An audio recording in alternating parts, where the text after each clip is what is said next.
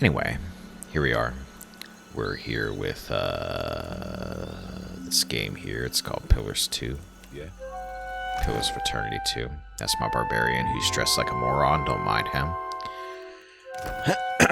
We need to rest.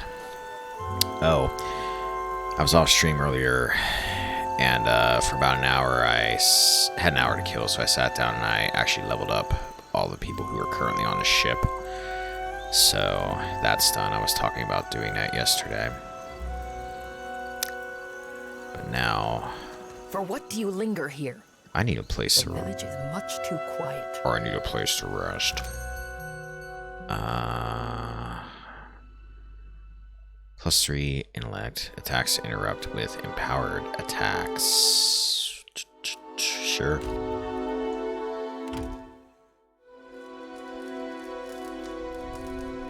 We have this island that we're on right now that we're going to check out. I keep forgetting the name of this place. Tikawara. Right. So let's exit out of here. I think we did everything in town there was to do at the moment. Because we turned in that fruit thief. So let's head up here to the north. That's a very disturbing statue.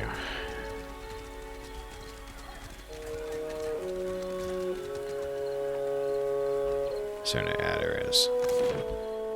Tikawara. Huh. It's weird there's a whole map for this place and there's nowhere to, like, actually select here unless I'm missing something. Doesn't look like it. Alright. I guess we go back to the boat. Might as well just exit out here. Must be another place to land on the island. Wait a minute. Can I exit out the side here and go to a different place?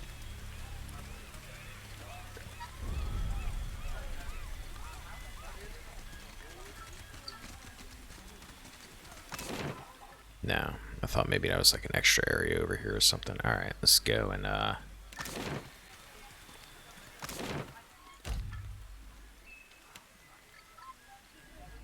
see if there's another dock, because I can't seem to leave from here.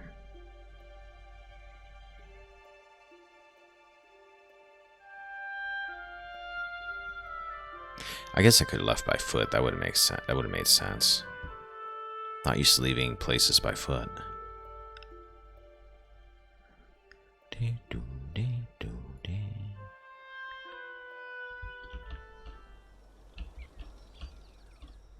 Yeah. Let's do that on foot. There we go. That's what I wanted. Alright. Let's take a look up here first. Let's go to the Toaku Biwa Trail.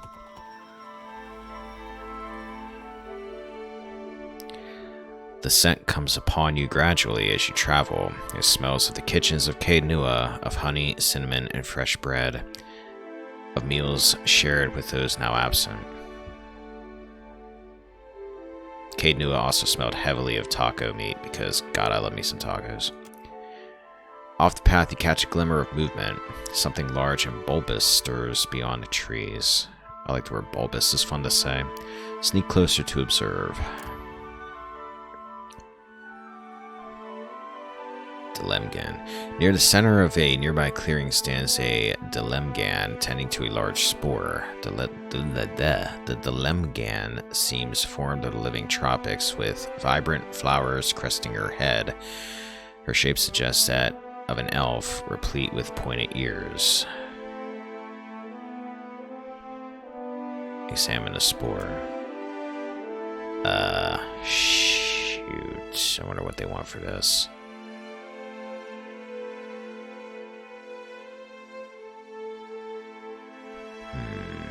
Survival, maybe. Yeah, I was right. The bulbous fungus towers taller than an amawa, its fleshy fronds hanging over its bulging stalk. A miasma of yellow dust hangs around it, gently stirring in a light breeze. A dank spore, the dankest. You can barely make out the recumbent form of some unfortunate kith tangled in its roots, the essence the spore sucks from its victim glimmering along its length. If it notices you, it will likely attack, and inhaling the spores clouding around it could confuse your senses. Well, they're either going to be friendly, this Delemgan, or it's going to attack me because it's a threat, so let's approach it, and if it's a threat, we'll deal with it. The Delemgan looks up at you as you enter the clearing, eyes widening slightly as she takes you in. She takes a few steps to the side before reaching a protective hand to rest upon the large spore. Her attention remains on you. Like the cub that knows no better, you tread where others fear. Her voice rumbles like a falling tree leaf. Tell us why.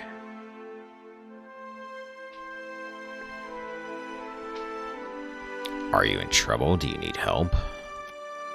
She says nothing for a moment, her head tilting to the side.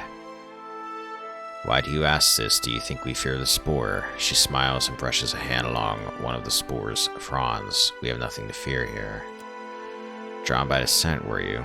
Her voice sounds like the whispers of wind through the leaves. We do not know why this stubborn spore does that. He has rooted his meal. The spore shudders slightly, and you notice a thick tome tucked among its roots.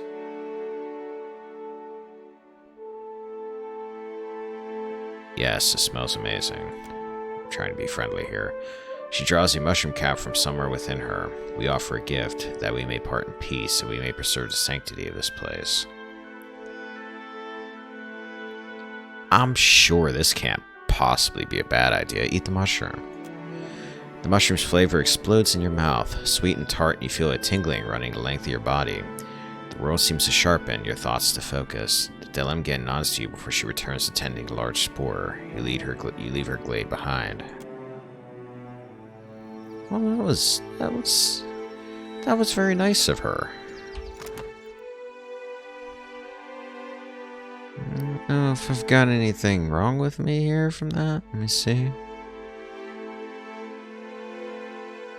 Doesn't look like it. Just glancing through things real quick.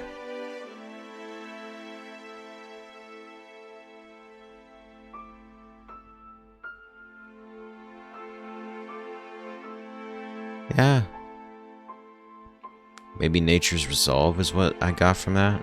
I don't know. Either way, nothing bad happened.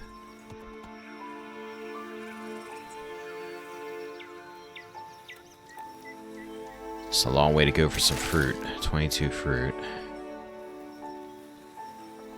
And a burial site. Still need to get my hands on some water. Search the location.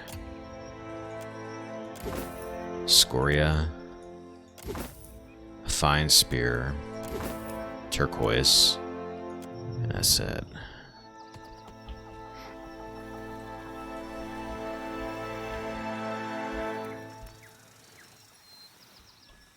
Now, might as well go through the Sunepu beach to get to the battleground.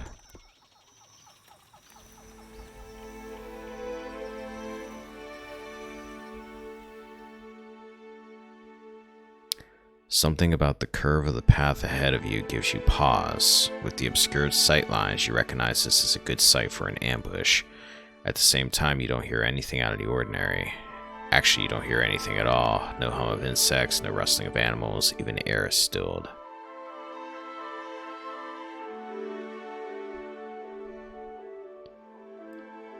Investigate your surroundings.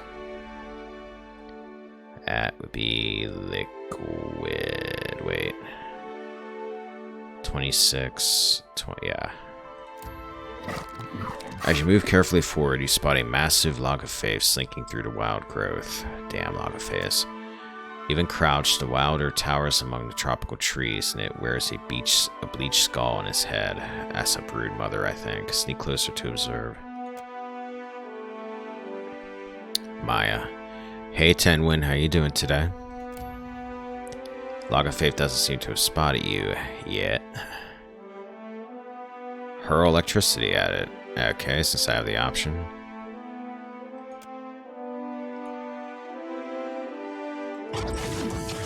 Bright white electricity pours forth, striking the Log of Faith. Sparks fly from the creature's webbed fingers as light arcs between its sharp teeth. Sizzling and smoking, the creatures flee into the wild. In its wake, the Log of Faith left some fish, a few of his poison barbs, and a well-crafted club. Alright. Hagfish, Caltrops Trap, and Fine Club. Awesome, I didn't have to actually fight him.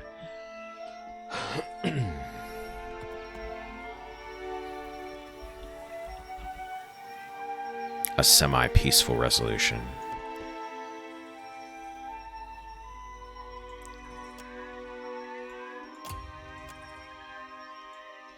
Well, absolutely nothing there.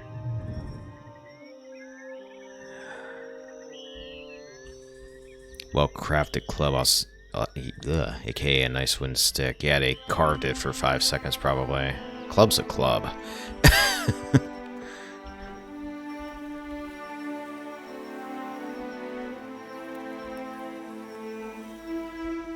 Like, I can make a well-crafted club out in my backyard probably in about 5 minutes. The rumbling reaches your ears first, a low growl from the land before being pierced by the cry of a distant bird. The ground sets to vibrating beneath your feet, the growing roar of the stampeding beasts echoing around you. You crest or rise to find that the stampede is past, now only a rumbling cloud in the distance. As the dust settles, you note that a few of the boar remain, fallen and still, with large feathered darts protruding from their fur. A single upright boar remains, a piglet that nudges its snout against one of the prone beasts. Sneak closer and observe. You pick your way down the rise and approach the downed boars. They seem to be breathing, albeit shallowly. You're not sure how long they have before they meet the wheel. Attempt to heal the boars. Zodi. Options, many options. Let's use, consecrated ground, why not? One of the boars fights to his feet, shaking off roughly to throw off the darts with a series of snorts. The others seem beyond help. You spin on your heel at the sound of flapping feet and find yourself staring down a group of Log of Faith hunters. With a gurgled hiss, they advance upon you.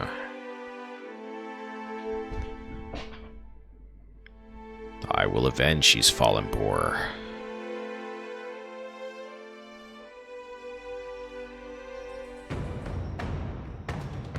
Sidewinder, Chief Echoing Strike. Some mages, one's up on a ridge. Let's go. Charge. Ooh, you went down easy. Let's see what you do, Chief.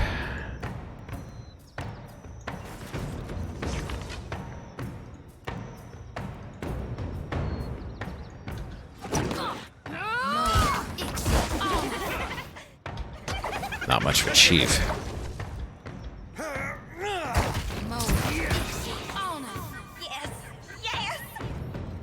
You're the lucky winner. I've got it. Alright. Ring of Overseeing. Stash that. I got somebody on a ship that could probably use that.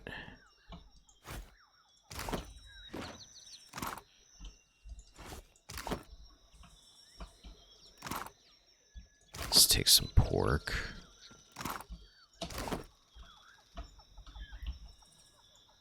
I hear you. I should have grabbed the baby boar. I don't think I can do it now. It's probably a pet. Ah, well.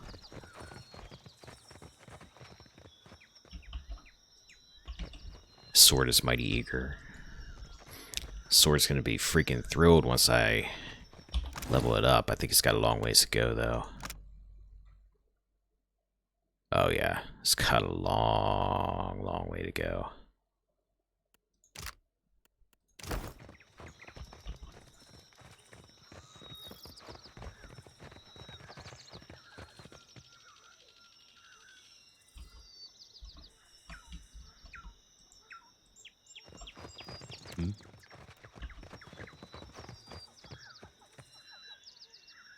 I need to fight more sentient feeling Kith first, yeah.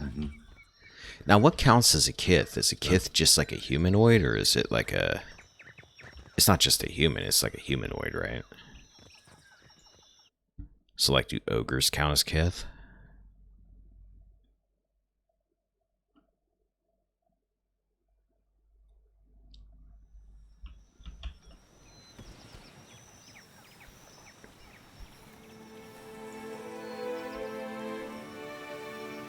Ogres count. Oh, okay.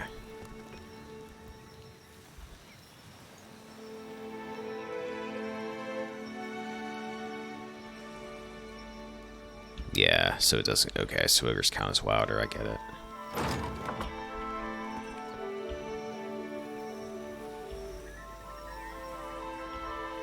Hohina Ravine.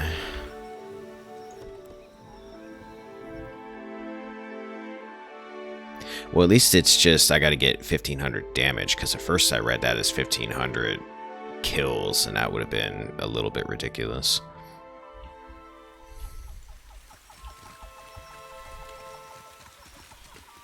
Save it. No idea what's up in here. Trap detected. Who are you? Lock of Faith hatchling. Here, you got the guys I saved. Lock of Faith hatchling chirps excitedly when it sees you. Its bulbous eyes widen even further. Making new friends, are we? No, no, I'll watch from here.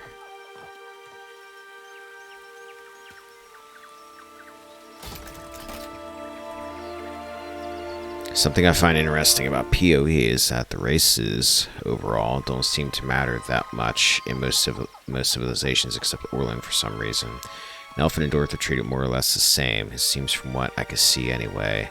In theory, could you replace the races with humans with different skin colors, and the effect would more or less be the same, except the whole no crossbreeding thing, aka different types of Kith can't have children with each other. Voice box. There's a voice box. Driftwood frame is strung with bones and seashells. They tinkle in the breeze. But yeah, I agree. This game handles, oh wait, what'd I find? Another trap. This game handles, the different races differently than I see happen in a lot of games. I like that. Original is good. Doesn't do the typical stuff that you see that games kind of take from like D&D. So you guys just hanging out? Any of you talk?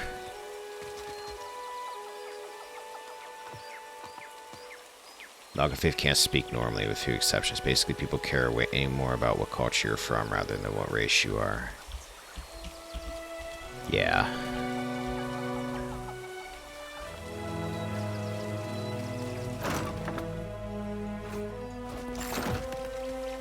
Tame scarab beetle.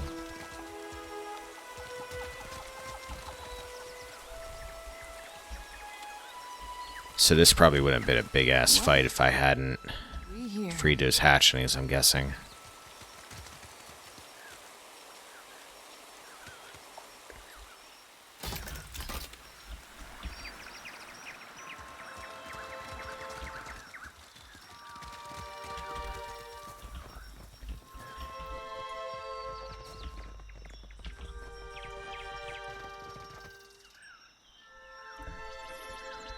It's just cool that there's not like, okay, elves and dwarves are at each other's throats. Elves live in trees, dwarves all live in mountains.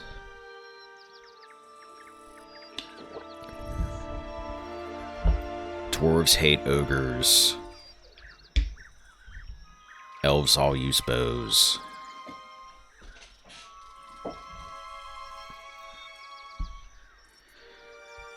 Cocking her head, the broodmother watches you and lets out an inquisitive chirrup.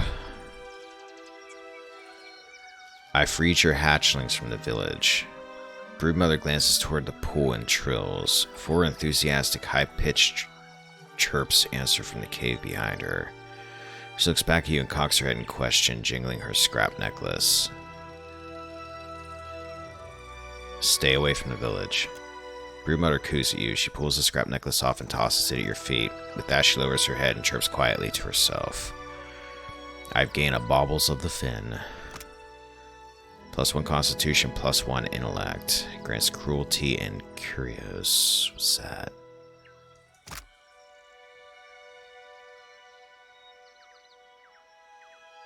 Boosts outgoing damage of all allies within range. Hello.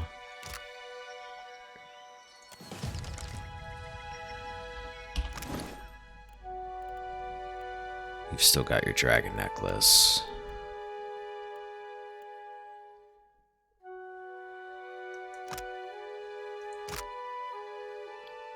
Once per rest, boosts all power levels.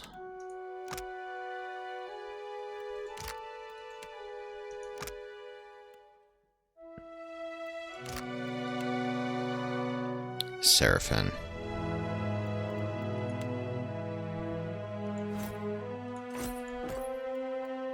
Oh, I'll give her a bad rap. You do that. Yourself a look at that, mate. That's considered stealing. That's considered stealing. I'm gonna take a look inside. I won't steal from you. It's nice to deal with friendly. Will do. Lock of Faith for a change.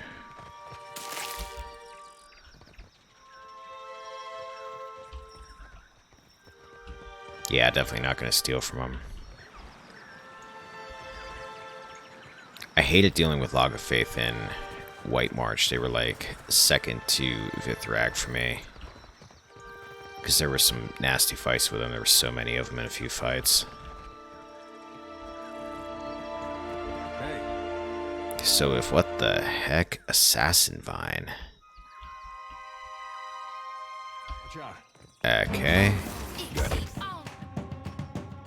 Delimgan. Oh crap, I should probably be trying to get rid of you here. You're probably bad news. You probably charm people.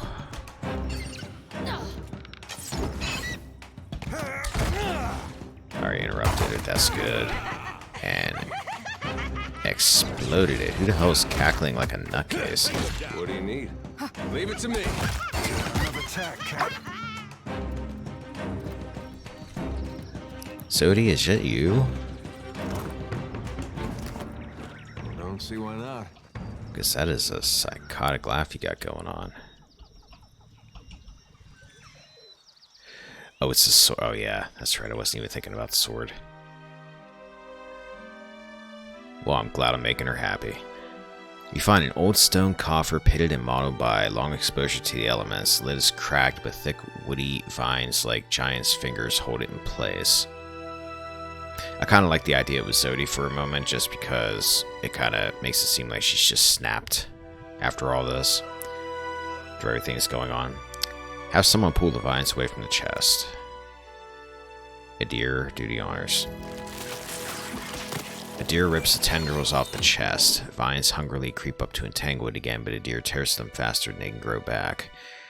In the midst of all this, you're able to get the lid off the chest. Adir needs to come to my house and rip out all the weeds on the other side of the fence that's not my yard, so I can eventually replace it. You retrieve an antique bronze hatchet, pulling it from the coffer even as vines feebly grasp at it with hungry tendrils. I've gained Vion Seth.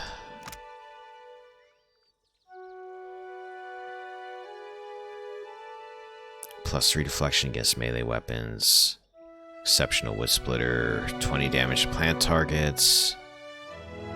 +15 defenses against plant targets while above 75% plant attacks.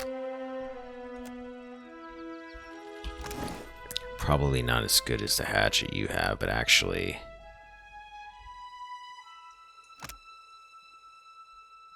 yeah, I'm gonna keep you with that one. Does a little bit more damage, I think. This can go to somebody on a ship. I have a whole lot of people on a ship right now that don't have very good gear, because I don't have a lot of extra stuff sitting around.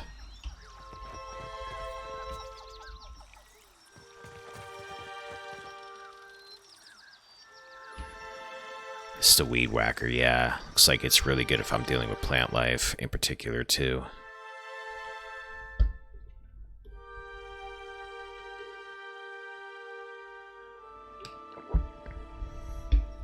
Alright, so we got the ravine done, so I think this island's knocked out.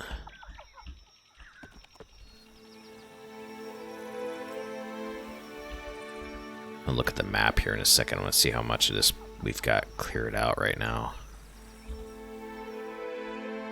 That's a significant portion of the map we've got opened up. I don't know what it's going to look like by the end of the stream. I want to try to get maybe all this down here figured out.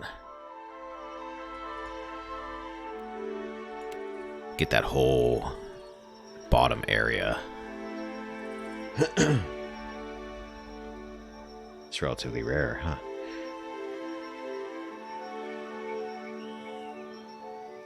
Why can't they hunt the boars? Yeah, I just ran into a bunch of them. I mean, this is a really big island. I found fruit over here. Granted, I think that was the only food I found was fruit hidden over here in the woods, but... You mean tell me this big-ass island doesn't have more boars on it?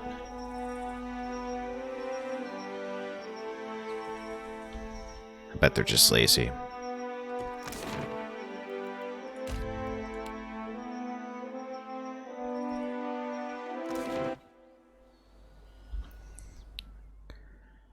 Pokokahara Ruins. We're going to be coming up on that soon. Harbinger's Watch. Yeah, let's see what we can do up here.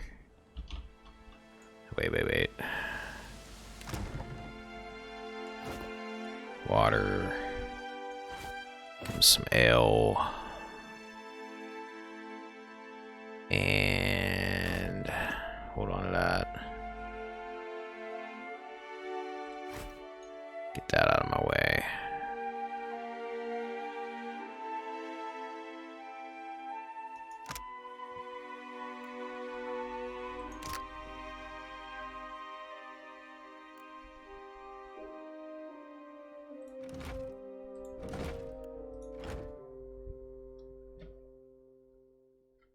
A flamethrower.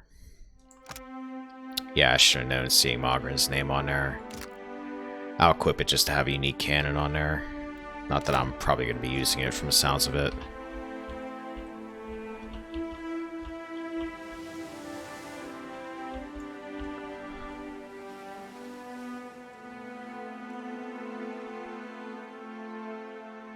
This guy's probably trying to take that ship, but he's got red skulls. There is one more sidekick. Where are they at?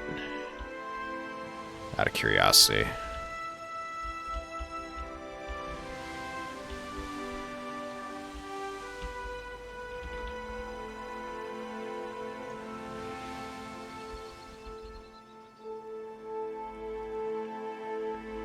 Along the eastern border of the map, there's a very interesting flotsam.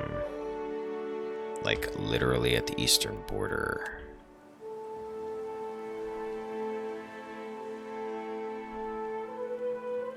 Oh, shit. Oh, crap.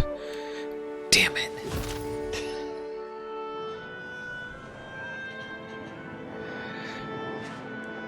Alright.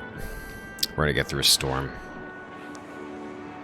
I saw it coming too late.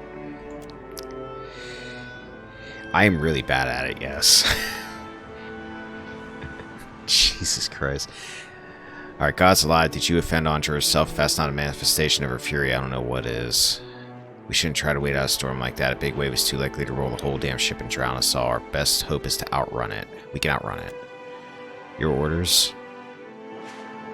You said the Volge isn't going to work a second time, right?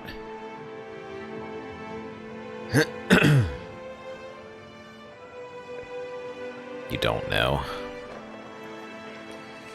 Never tried it. I'm wondering if, because when we used the Volge last time, it seemed like it absorbed the storm. I'm wondering if some of the electrical damage it does drains out of the weapon after we use it. Well, now's as good a time of any to find out. Crew look to one another, setting to the task. The Riptide's bow turns into the storm, sliding into the rain as if passing through a veil. The ship comes to troubled rest under the tormented skies. Lightning stabs across the clouds. Fingers crossed, everybody.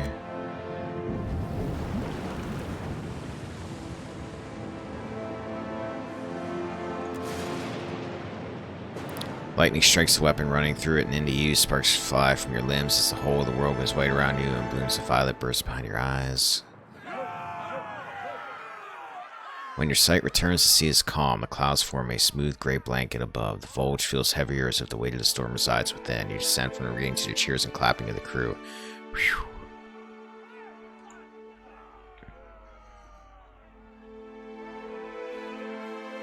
Alright, we learned a lesson. Now I wonder if that thing has a limit. Or if that can work like every time. Which might be helpful.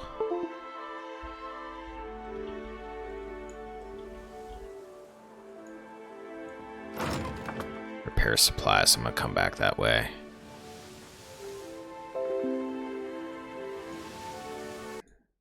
Ah, darn it.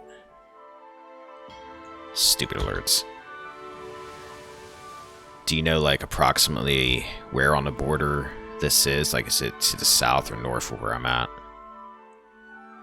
Thanks. I changed it recently. I love cityscapes, but I decided to go with something more urban this time. A bit north.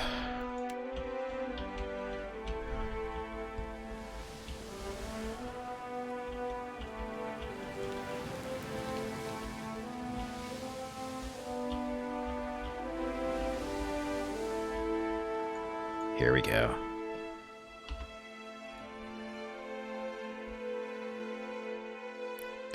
Captain, a moment.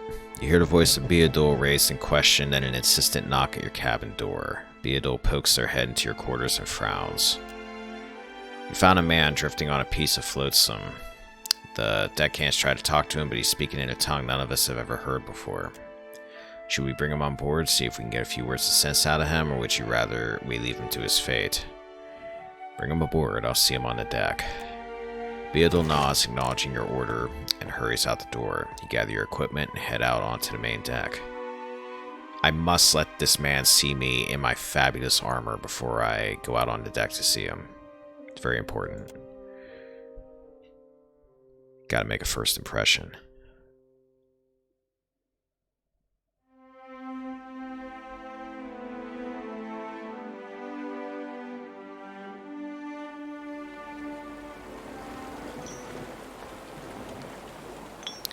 Find a young man waiting for you on deck. He wears heavy clothing of a kind you've never seen, the colors of his tabard bold and bright. He stands, but barely. Sodden, sun-scorched, and battered, he can hardly keep his feet. He stumbers forward a bit, then rights himself. He looks at you warily, bleary-eyed, exhaustion heavy on his shoulders. Are you alright?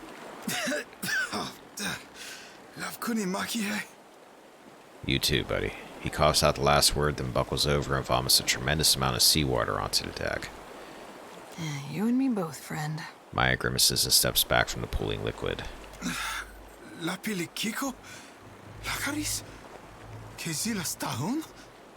He knits his eyebrows. His words are unfamiliar to you. Their sound low and hard-edged, but his tone is soft with confusion.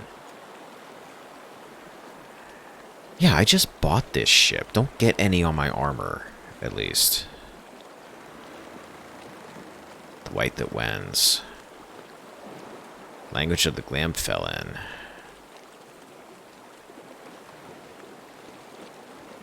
Oh boy. Telida Rajama? I'm gonna try to sound as natural as possible reading this. I'm playing peekaboo with him, that's why. This guy's gonna have to work for the sight of me in my armor. He grits his teeth and takes a deep breath. The flash of anger passes quickly, though, and is replaced by a thin-lipped grimace of frustration. What's your name? He trips over his words and his gaze slides from your face to the deck. He chews a knuckle, deep in thought.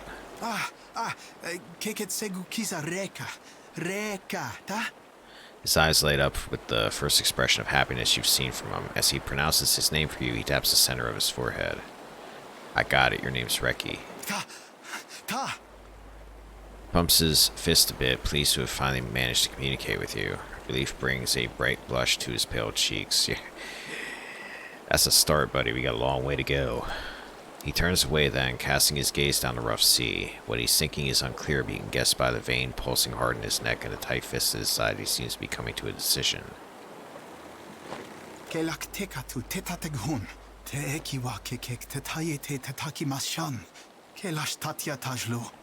As soon as the words leave his mouth, he grimaces, knowing that you can't understand him. He repeats his last sentence, this time gesturing to the length of your ship, to you, to your crew, and lastly to himself. It would seem he wishes to travel with you. Welcome aboard, Reki. Though he doesn't understand your words, he grasps well enough your meaning. Reki gives you a small smile and a quick nod of his head in acknowledgement, or perhaps in thanks. That is a lot of AKs and Ts. Hey, I already have a fighter. I'm just gonna make you a brute. I already have a brawler too. Wait, do I have a brawler? I don't remember what Murky is. I think Murky's just a monk.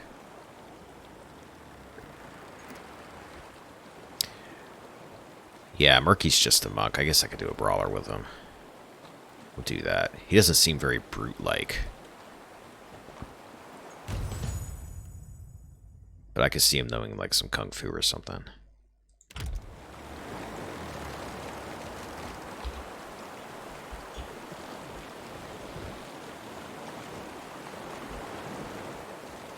Alright. Nothing else here, it looks like. Yeah, she's just a monk. I remember now because I was leveling her up earlier. When I got everybody all leveled up.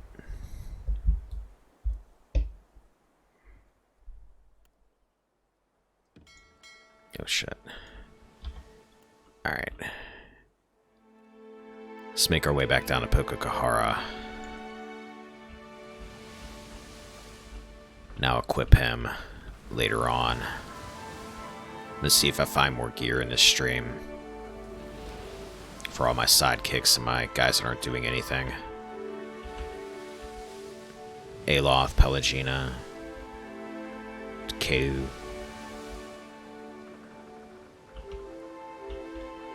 Cut a little bit of this out while I'm sailing.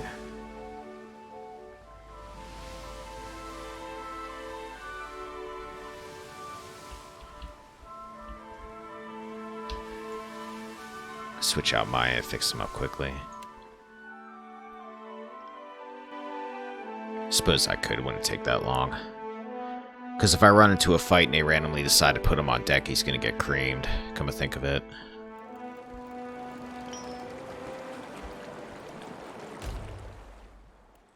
Shoot. I keep forgetting I can't do that from here. I gotta go to a port to switch him out, don't I? Or an inn.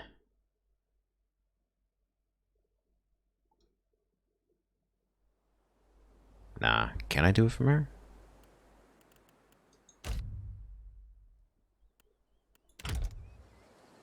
Switch. Oh, I keep forgetting this is here. You're right.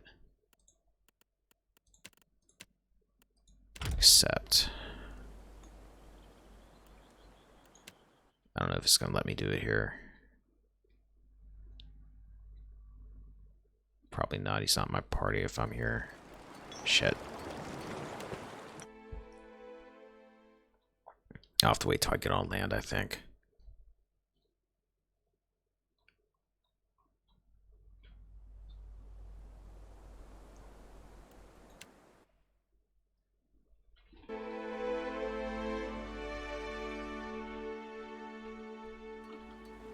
Level him is something you need to land for. Okay. Yeah, that's what I'm going to do is level him. Inventory from the sea map. So many maps.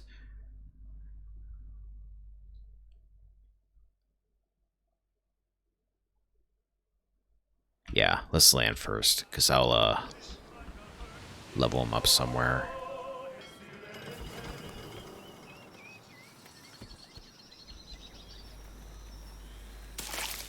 Fresh fruit.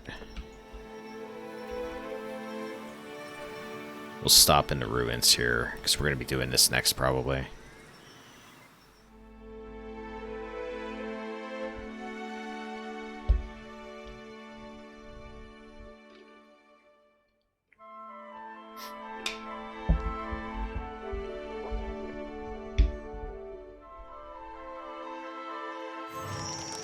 Here we go. Alright, mister. Yeah, you totally don't look like a brute. I see you throwing some high kicks, so... Alright. We'll give you, metaphysics, because Zodi's doing religion right now. Yeah, I'll just give you athletics. Alright. You're gonna be the opposite of, a deer.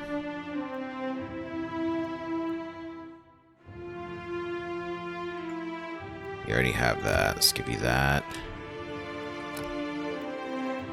Athletics, metaphysics.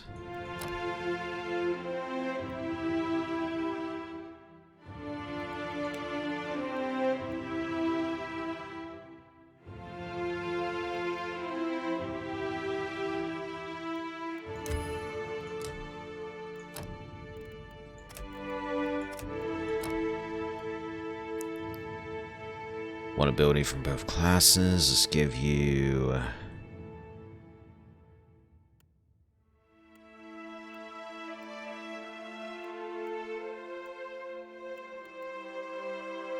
Fighter gains bonus. Let's give you fighter stances into the fray. Wait, no, you can only have one.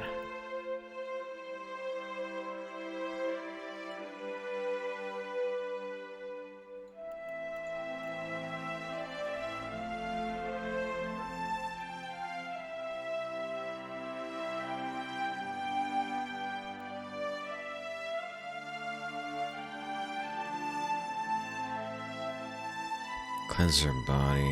What else is in here? 2-weapon style, weapon shield, graceful retreat, one-handed style, two-handed style, long stride. I'm gonna give you. Where'd it go? That.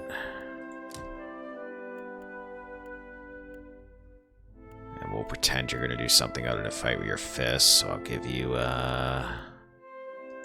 stiletto. Athletics, metaphysics.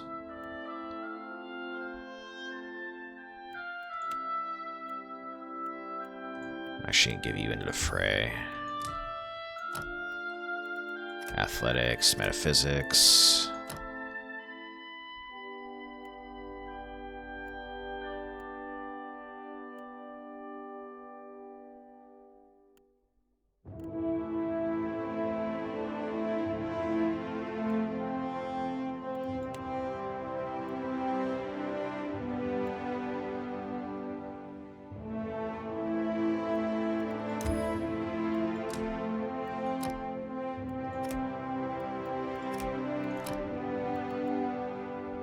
Disciplined strikes, tactical barrage.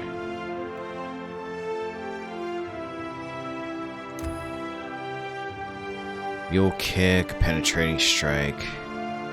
Actually, wait. Penetrating strike. And...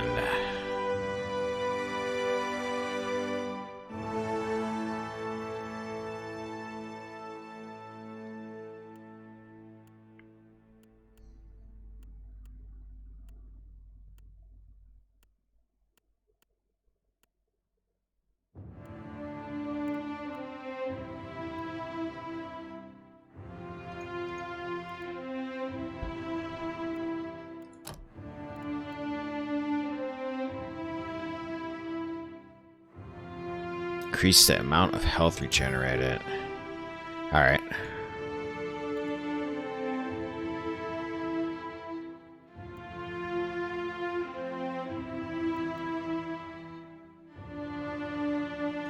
Give you stunning blow. You're pretty much going to be a ship defender, buddy. So I'm not too worried about things here.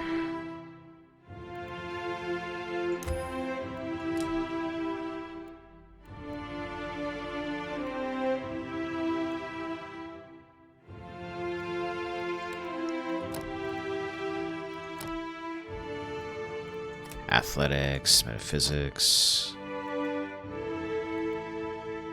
Ability for one class. Let's give you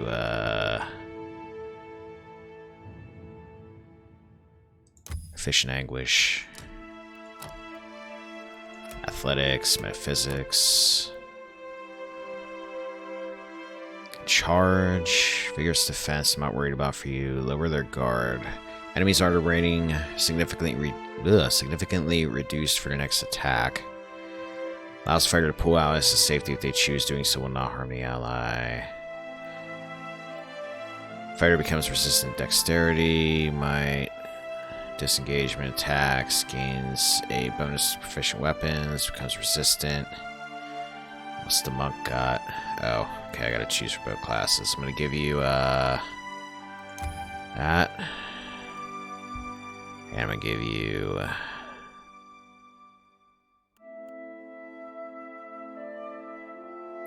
gather all your strength into your strikes. Gain a tenacious inspiration while the effect lasts. Monk now gains a smart inspiration as well.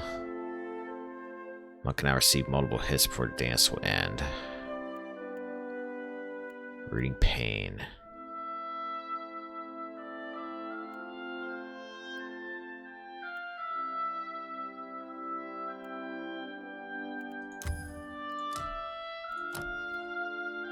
Athletics, Metaphysics.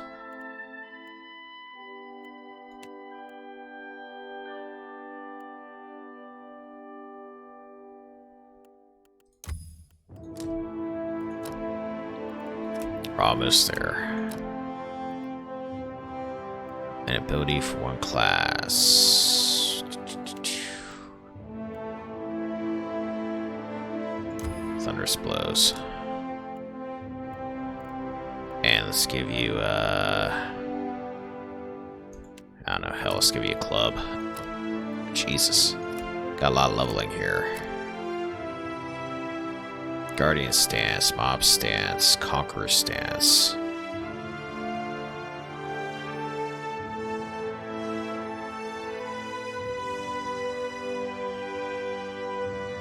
Enemies that disengage from fighter are immediately attacked and prone.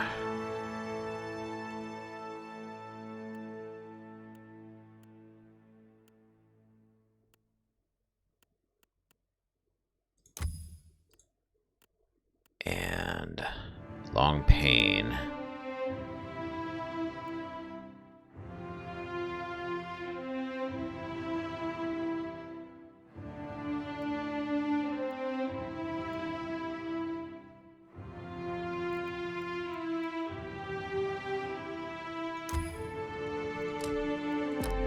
All right.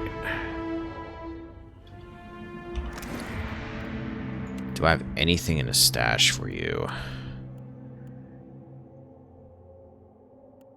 Not at the moment, because I sold everything. And I want you to be fast, because you're going to be well, you should probably get medium. No, I should give you better armor than that. Here, wear this for now.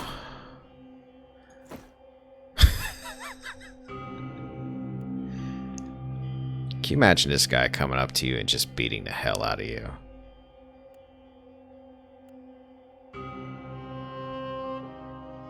Like, this dude would be the ultimate assassin because you totally wouldn't expect it. He comes up and just nerve strikes you and kills you in one hit. Yes, that's Pelagina's old armor.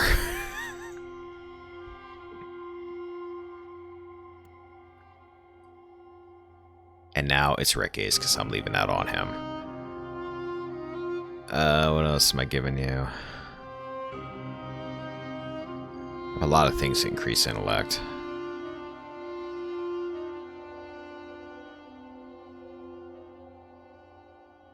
Here, increase your health.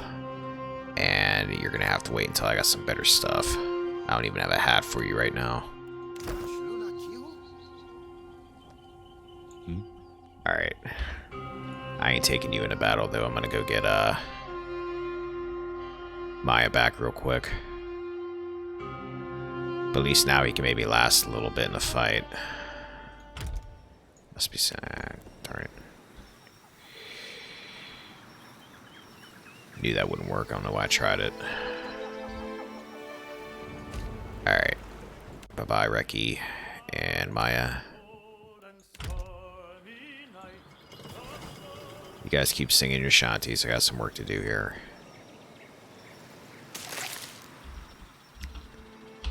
It's the Bokokahara ruins.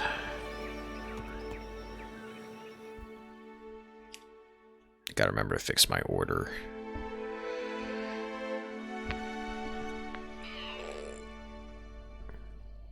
Alright, a deer, Sodi.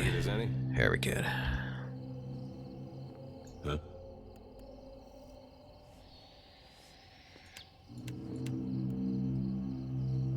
Huh? Sure.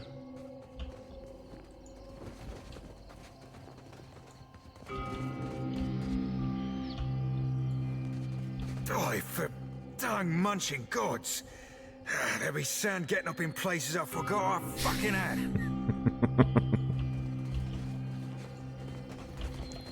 Will do. The obelisk is covered in Ingwithan ruins. Beware, the gods punish trespassers.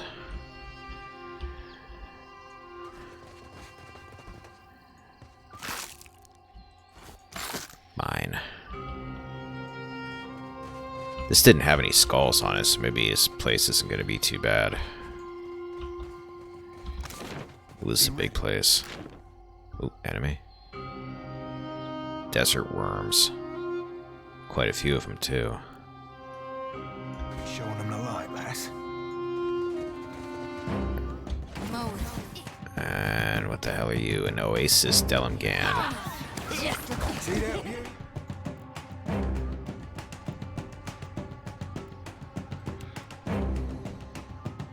Couple of them too. There's a lot of these things. Birdie, where you going? Go up there. Mark that desert worm.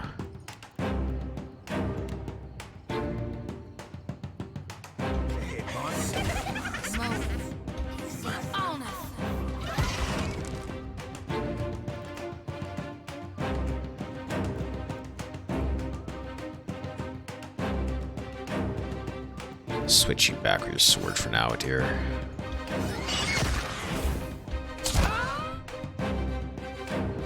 You guys have your AI off again, don't you? Why aren't you doing anything? Oh, okay, you were doing an ability. These guys are going down like nothing.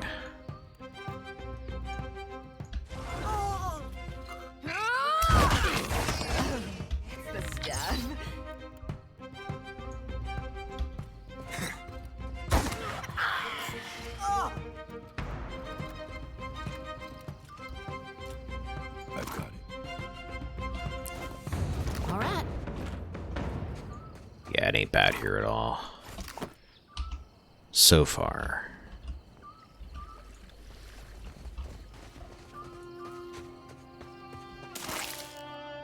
A desert worm hatchling. +5 defenses against ground attacks.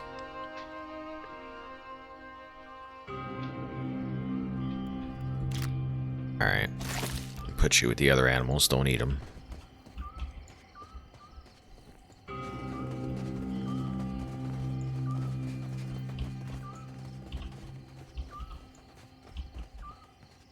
Whoa, whoa, whoa, whoa, whoa. Whoa, whoa, whoa, whoa, whoa. Back up. Accept you, Maya. Very quickly. We got you. Folks. Nighty-night. Let's go. Just like Right between the eyes. Okay, now go for this guy up here. Sodi, help her out.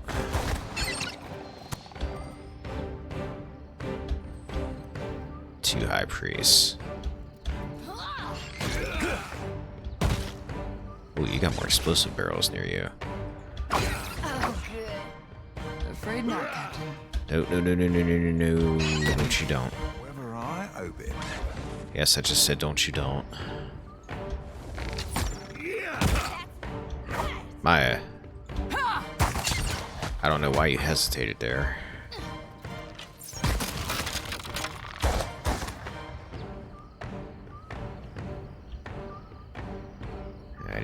dead. I'm gonna hold off on destroying them in case something else comes nearby. Just set an ambush. On it.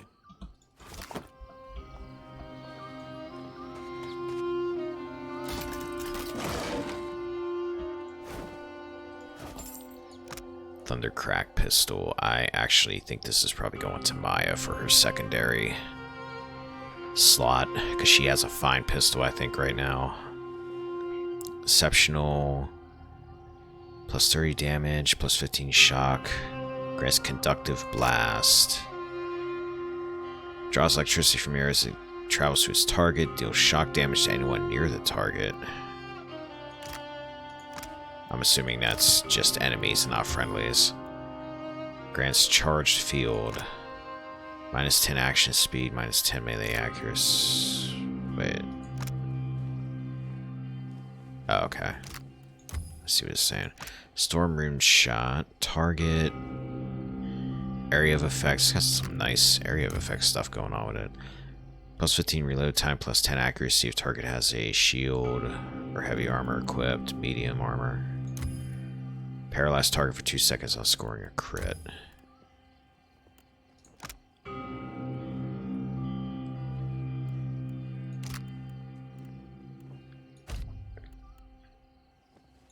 Give a Storm Rune shot. Alright, Maya, that's you. I think that's you. I think you're the one that didn't have a... Yeah. There you go. You were saying? Money. Aye, aye.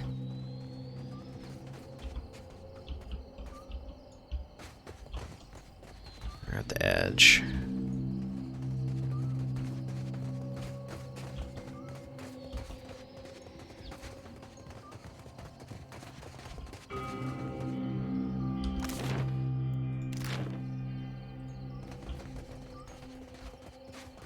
Bunch of dead people and some sand plates. Folks, come now. Step into the light. Just like that. Moan. Like frog in a figurehead. Futile.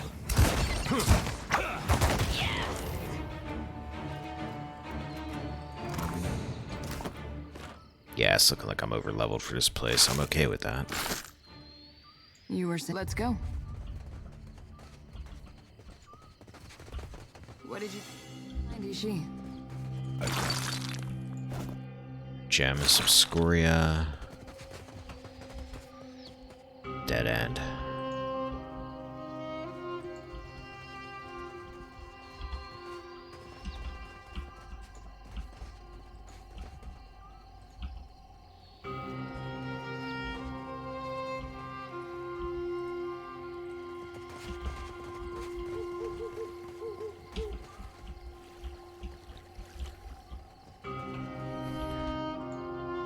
Another skeleton. Another skeleton. Lots of dead people around here.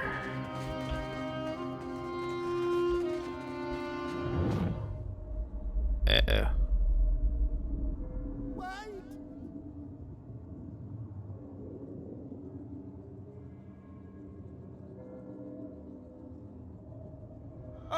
Up! It's coming! I'm sorry. Apretta, inside.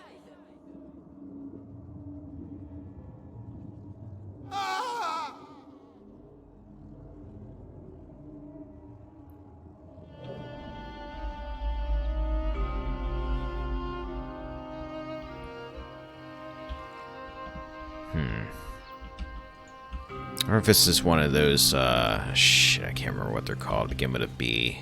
One of those Soulstorm things.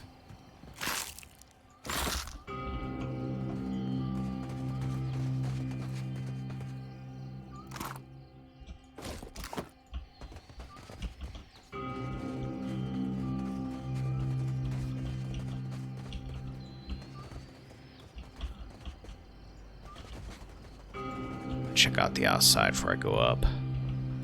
A well. Guessing this is an alternate way in. If it is, I'm not going to take it yet. Weathered stone well seems fairly old, though you see fresh signs of excavation and sand around it.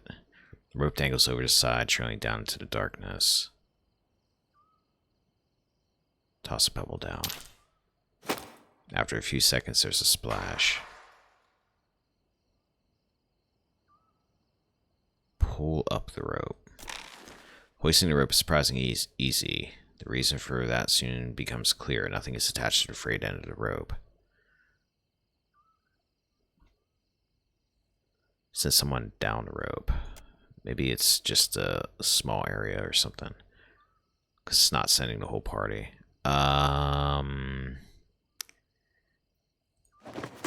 Don't mess this up, dear. You take a firm grip on the rope and make your way down. It's not long before the dark surface of the water becomes visible below. The end of the rope dangles just above the water. Adir spots a patch of burlap against the muck and stone. An old sack appears to have been lost or hidden in a crack in the wall.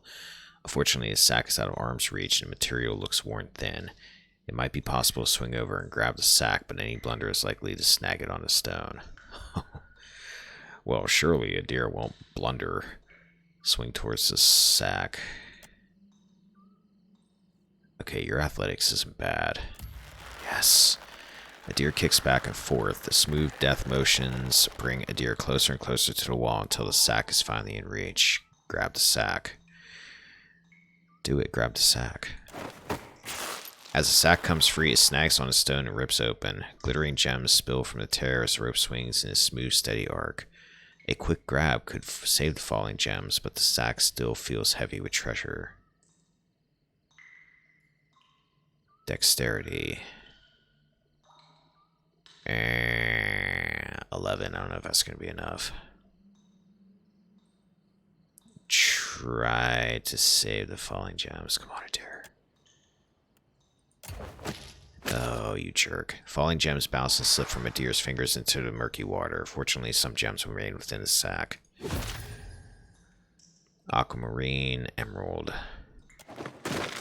Adir climbs back up the rope into the cool desert night.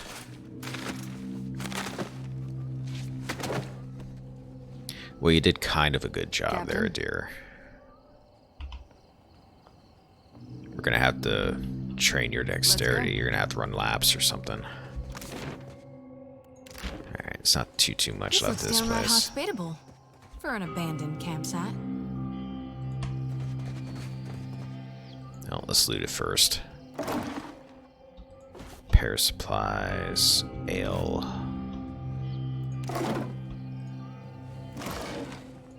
Money, torch. 10 is empty before a stack of excavation tools.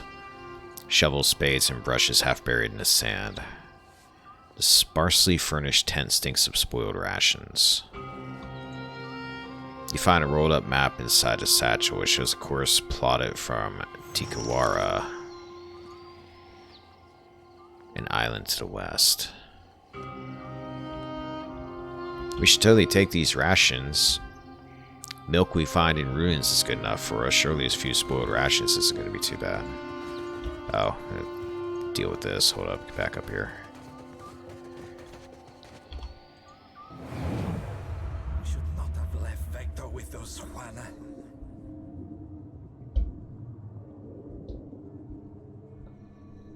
Then swim back to Tikawara. We will take your share.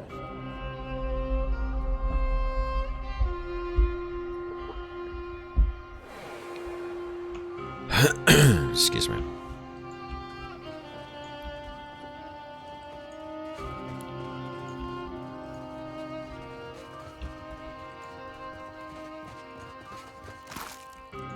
Some money.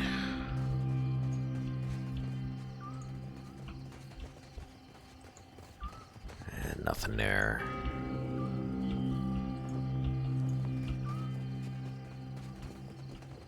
Hey, Sand grubs. let's go.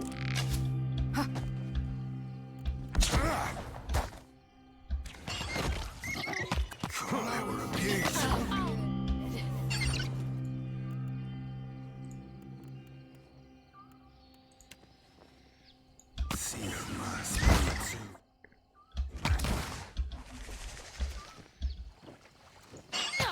Oh shit, I'm sorry, surfing. Shoot.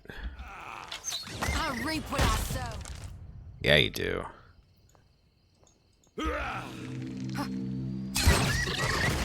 Just like that.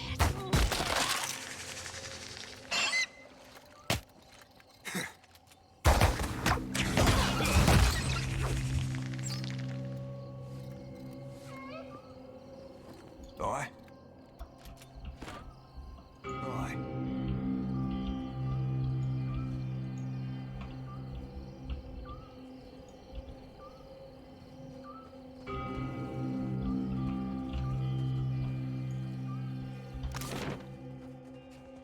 Alright. Let's head back up towards that camp.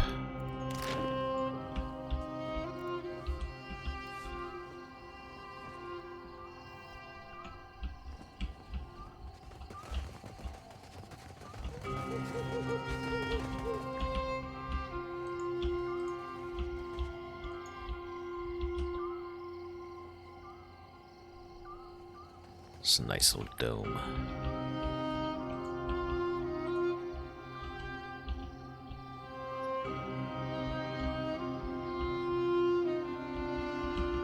Alright, we're going in.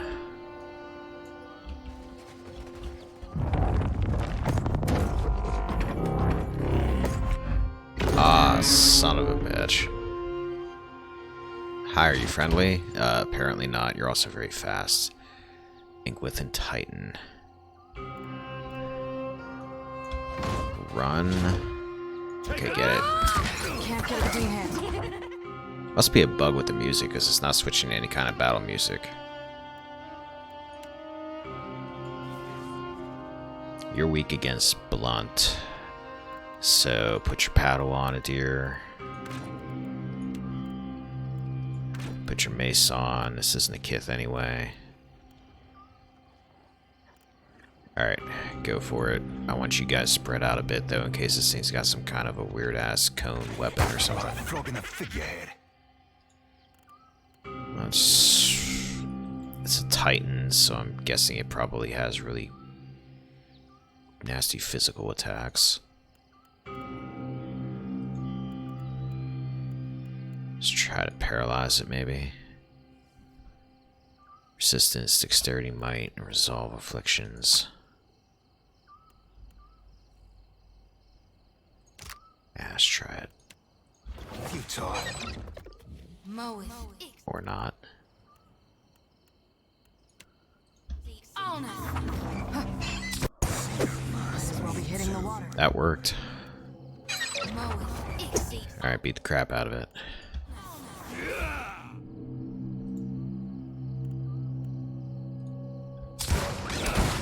Let's go. Whoa, hey! That dog won't hunt. Right between the eyes. Don't you be picking up my party members? What's that all about?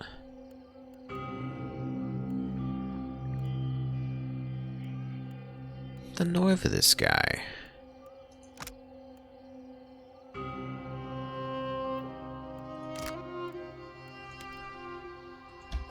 Take that.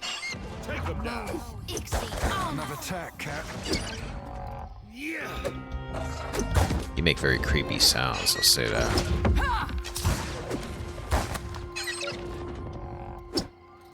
I think you're kind of in deep crap though, buddy.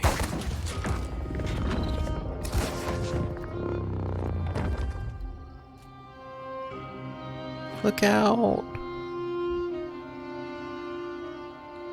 Okay, that was neat and unexpected. Will do.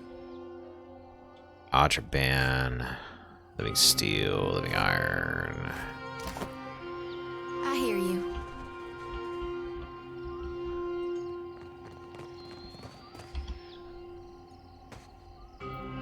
The patina over this entrance tells of age and long exposure. In spite of its degradation, the copper door is as heavy and densely forged as a vault. Gravity holds the slab firmly against stone. Examine the door closely. Old markings in the shape of fingers suggest that Inquisition Titans once possessed the strength to raise the door. It's difficult to tell from here if anything else once controlled the door's opening or closing. You find a hole in the surrounding stone which bears the same spiral shell pattern as the key you acquired on Tikawara. You also take note of scour marks at the base of the door, likely evidence of a pry bar used to wedge it open. The damage to the stone looks recent. If anyone made it inside, the door has long since closed behind them. So someone went inside and got trapped in there. Well, let's use a key. After you dust away some of the sand blocking the hole, the Mazuma shell fits perfectly. Turn the shell to the right. The resistance it encounters quickly gives way to the sound of gears turning behind the stone. The door slowly rises. The opening discharges a breeze of stale air and something else, a feeling which emanates from the yawning darkness and makes your every hair stand on end.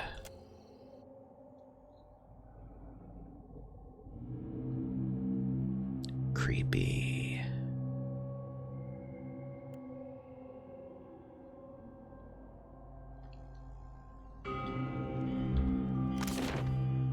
And level 1, this can be a big dungeon. It might be here a while. A thin layer of sand and dust has settled upon these crates.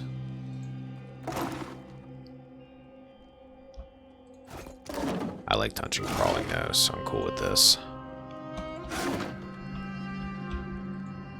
I'm alright. Tad windblown, but no worse for the wear. That's good. Did somebody ask you? I missed that. Striding alongside the Ingwithan figures depicted on a mural, you notice what appear to be Huana.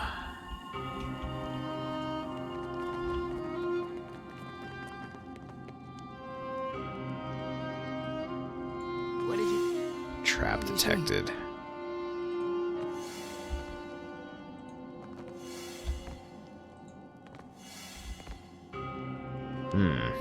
It's almost like somebody doesn't want me in this room. Stay sharp. Yeah, that's what I'm trying to avoid.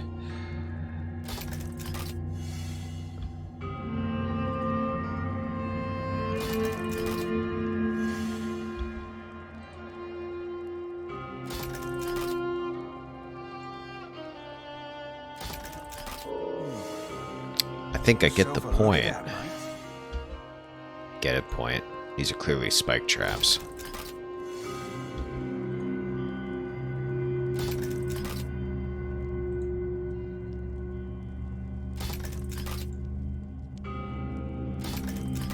Alright, we good in here? No.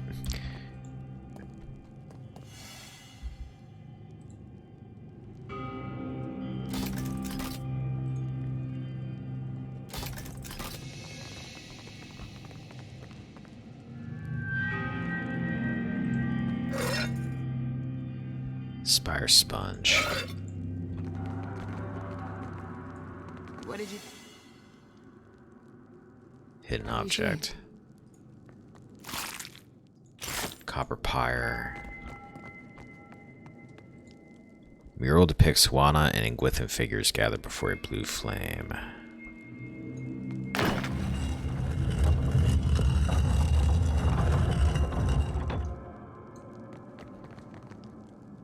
Hello, we good in here? Looks like it. This crocodilian idol is unfamiliar to you. Huana carvings along the offering bowls suggest it was once revered. White Yennefer. On it. Jade. Ingwithan bracers, resistance to dexterity afflictions. Hold on to them.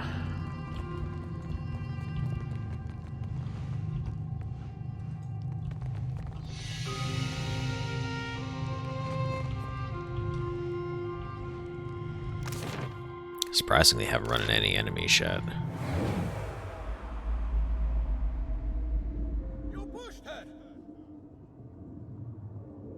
Merle, she came after me.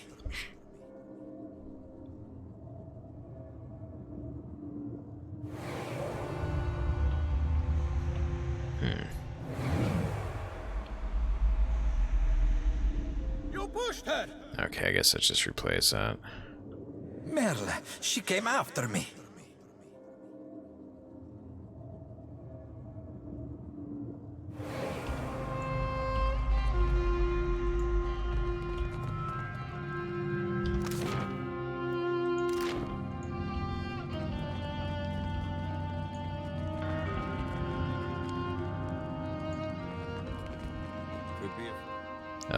we go. Scarab beetle. Ow. Skeletal sorcerer. You guys are weak against blunt weapons too, so let's just pound you into submission. You guys go after the skeletal sorcerer. Another attack, Cap.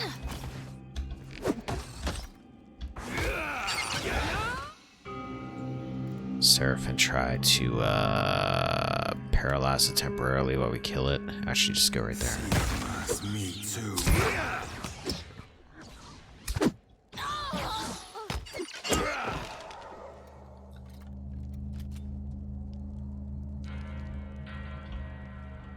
Anybody else? Aye, aye. Oh, wait, what?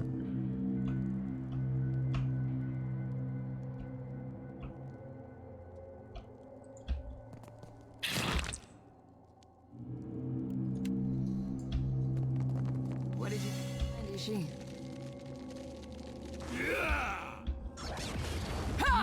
Let's go. Did you guys dig underground or something?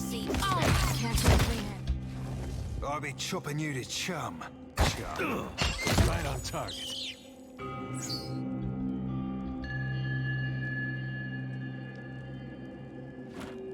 I've got it. Weird. Skeletal Wizard's Grimoire, Fine Robe.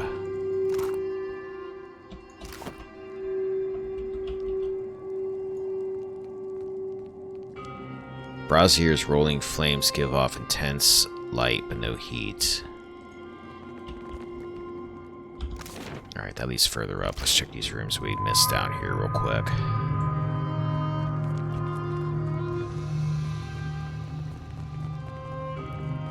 Oh, gotta level up Maya. What do you have available to you now? You've got... excuse me. Furious Calm. Each enemy between a ranger and an animal companion, dealing damage and knocking him prone, hits each damage.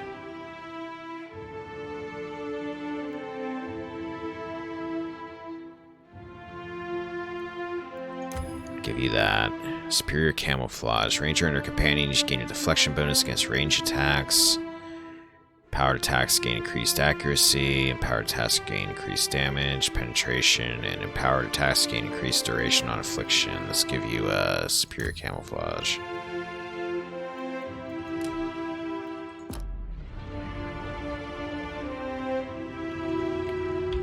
Alright. That order's too tall.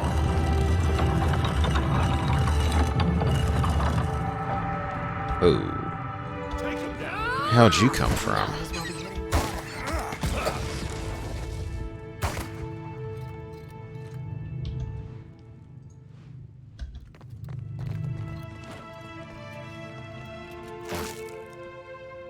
Spark crackers.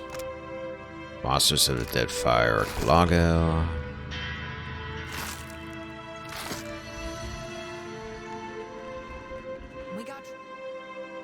A luminous revenant. Folks. Just like a glowing one from Fallout.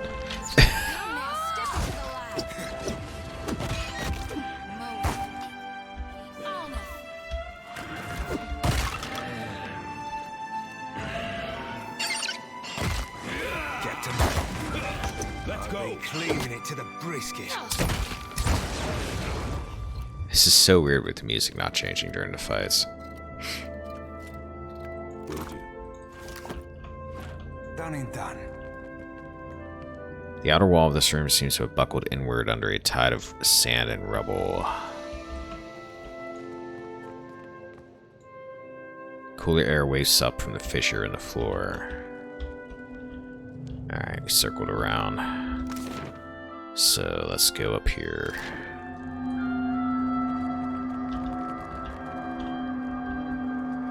Is it a trap? Yeah, it's a trap. Be ready.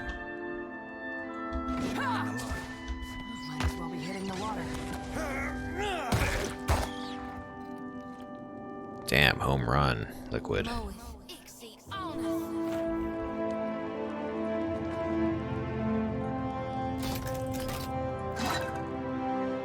rod and some pyrite.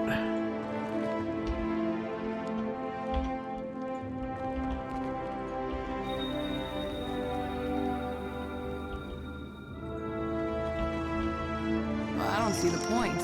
Ooh. Ishi gets it.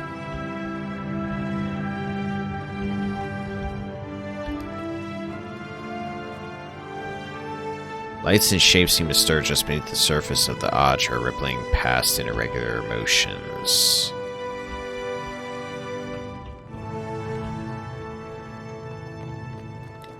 Huana figures prostrate themselves before a blue flame.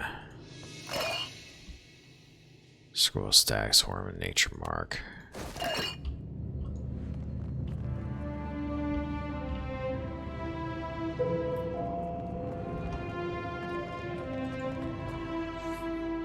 Let's go to the basement.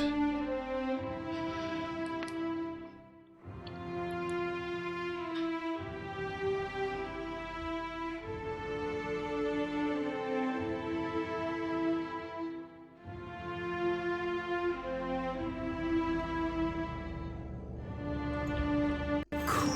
That rock be a pound or two of gold, Cap. If you can get it into our hold. Had to start carrying it.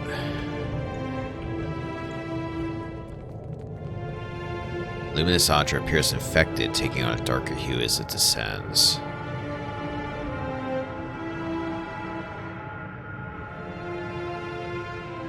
Yeah, there is something going on inside of it. Here's a body.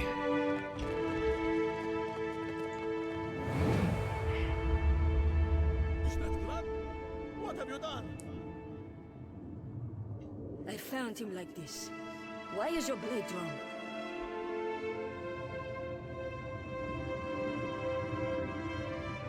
You're crazy. Stay back.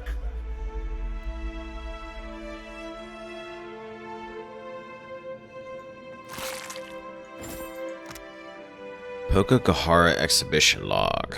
This leather-bound logbook has property of the Valiant Trading Company stamped inside its cover. Most of the pages are dark brown and stiff, stained with some dark aromatic beverage. A few pages have been ripped from the end. We're sat down at dawn on orders from Governor Larvi. She heard a rumor of luminous art. I can't read today. She heard rumor of luminous Ajra at a place called Poco Kahara. Unfortunately, the place is said to be surrounded by storms, and it doesn't appear, on any of our charts. But we're told the locals at Tikawara may be able to help. 20 Priaton. I've heard stories of bad run-ins with Huana tribes, but Truth Uranu and the tribe at Tikawara welcomed us warmly, fed us as well as could be expected, and marked Poco Kahara on our maps. We seem to believe the storms are magical, or else the will of the gods. I hold out hope they can be stopped. To Majuutan. Left for Poco Kahara this morning. Vector wasn't happy about being left behind, but he was too sick to travel, and Beza was losing patience. Haven't seen a Raotayan ship since we left Nekataka, but she's afraid they'll beat us there. 5 Majaltan. Storms were some of the worst I've seen, but we made it. We set up camp by the cliffs, but we're all looking forward to getting into the ruins. At least it'll be dry there. 7 Majalwatan. We lost Guyan and Alara today. I don't know what, but something about this place seems off. The others feel it too. Some date Mashwatan. The morals here are incredible. Proof that the Inguithans met ancient Huana 2,000 years ago. That they might have even built this place. I keep trying to explain this to Beza, but she won't listen. Mashwatan. We found the top of the Ajra vein. It is glowing, but Beza says we have to go deeper. And then I died. I've had it happen of being in the middle of being in the in-between, resulting in a constant swooshing sound rather than music. God, that had to be annoying. Yeah, my guess is once it starts switching to a different track, maybe it'll go back to normal. If it doesn't, once I get out of here, I'll just like reset or something. Upon this morrow, an Anguithan raises a sacrificial knife over a pliant Huana figure. Need to stop reading so damn fast.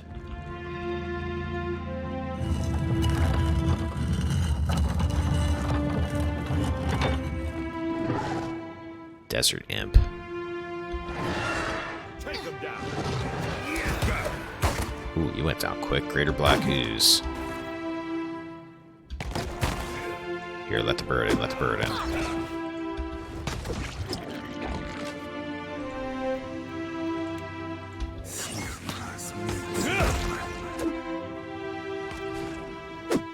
Let's go. Still got it. This is just a massacre.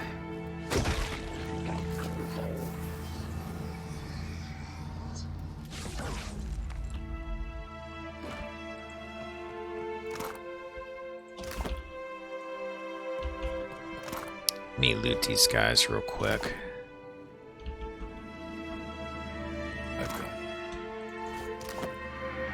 Alright. I'm gonna quick save it. Hold up, I'm gonna try something.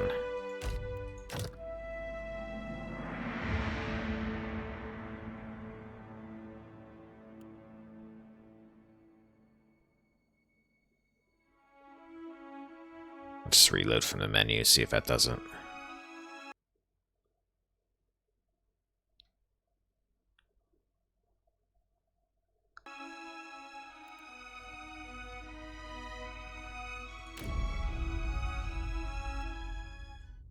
It's kind of hard to experience that place the way it's meant to be when it's playing, like, I don't know, outdoorsy kind of music. Here we go. Creepy dungeon sounds. That's what I like.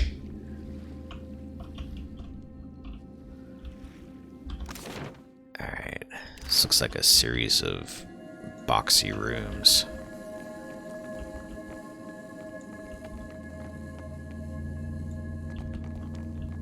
Looks like Desert spiders. Sweet.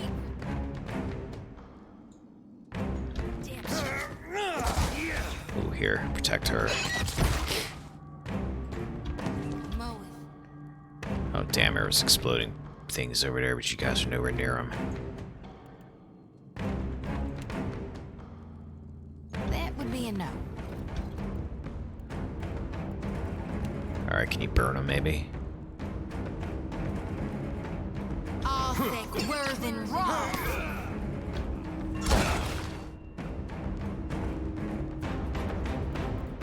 Wonder how you guys feel about slashing weapons.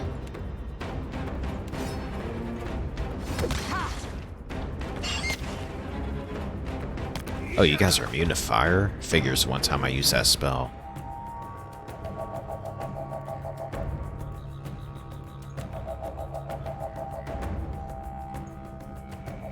All thick, worth, and raw.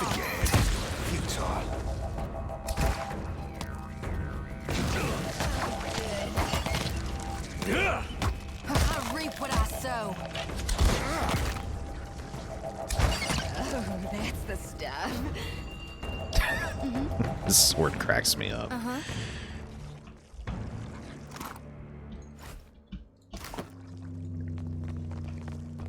will do.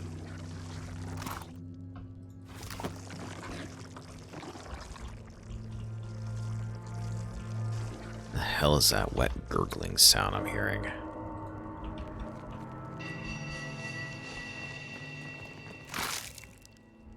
Cape and an old copper key.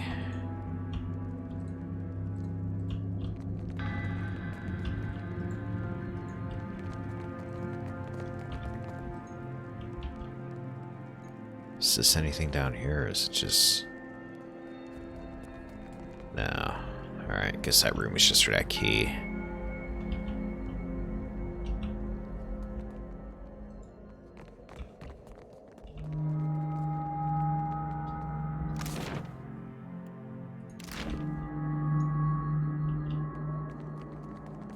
Looks like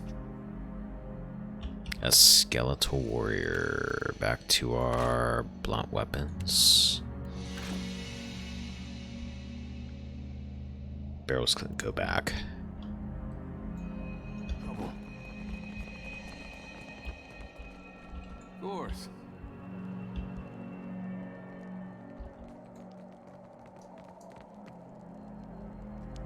Your orders?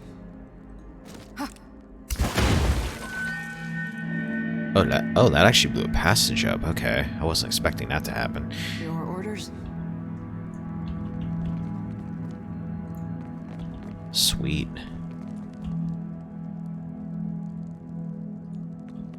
What do we got? We got an acorn helmet, some money, fine scale.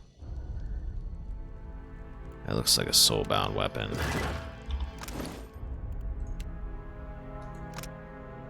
Maruk's Amanth dagger, one-handed, soulbound.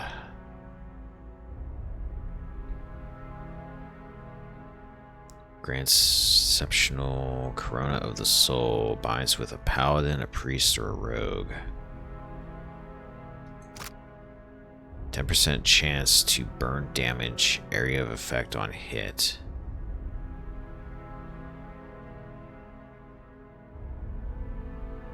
Soulbound weapon is legit one of the most OP weapons in the game when you get it to a second level. I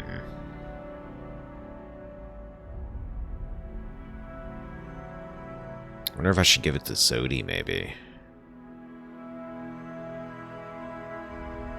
For when she gets into a melee confrontation.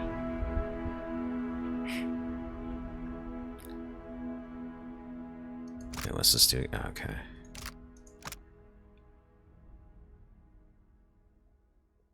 The dead soul. It whispers its name to you, the dead soul. That is some badass shit.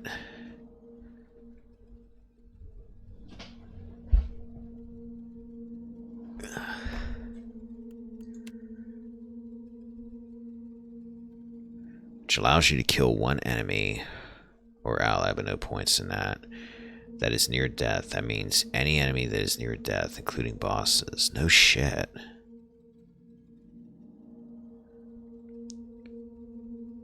You can, with other words, remove 1/5 of a boss's health in one attack.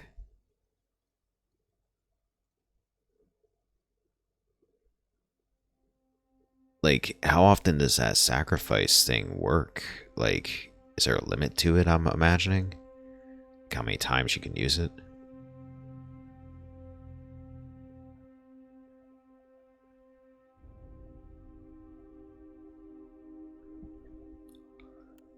Yeah, Sodi, you might be getting this. Once per ret, holy shit. Yep.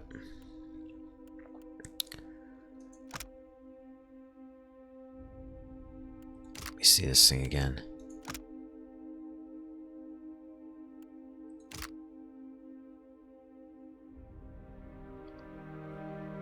Unless I give it to Seraphim, but then Seraphim's got to go melee.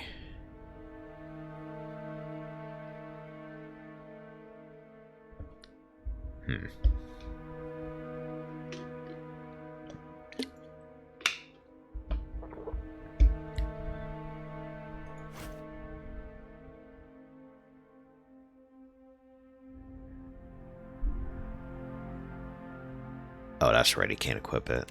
That's true. Alright, Zodi, I'm gonna give it to you. But I'm gonna keep this your sickle around.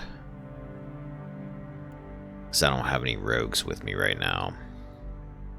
Pelagine is a paladin. I wouldn't have her using that dagger, probably. I'd have to kind of change her around a bit if I did. Alright, Zodi, this is yours. Yes. Alright, deal 250 burn damage. I'm gonna equip you with it for a moment. Your orders? Let's go. Especially since stuff around here is not that strong.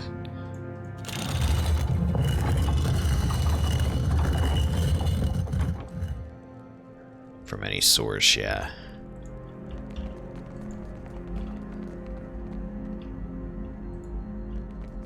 And you've got a Yeah?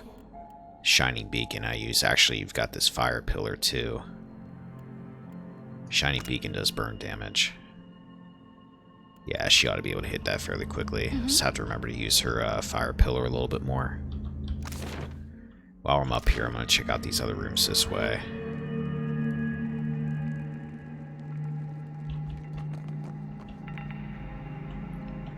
I look at this. Yeah, sacrificial knife. Easy wet.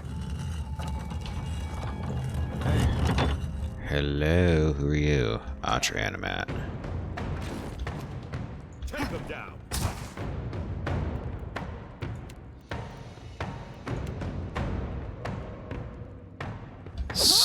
Wait just a second, Zodi, and go right there. All thick, worth, and raw.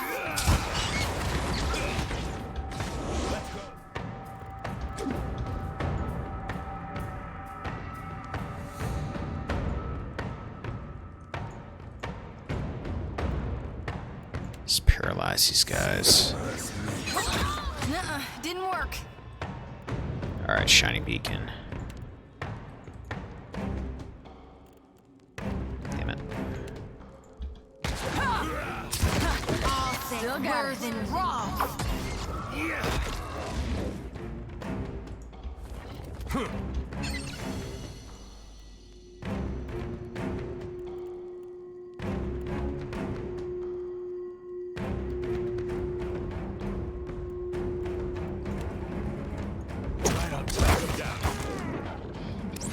All thick, worth, and raw. What can I do you for? A little late, Zodi, but that's okay. I don't be supposing we could blow it up. My fingers be fat and easy breezy. Money and a sword. How much did you get for that fight? Deal 250 burn damage. Well, I think you missed the column when I used it, and you missed the other thing because you didn't get a chance to actually do anything with it, so... I don't think I can pull that off. The etchings upon the sarcophagus have been worn down past legibility. Yeah? Actually, I want to see one other thing.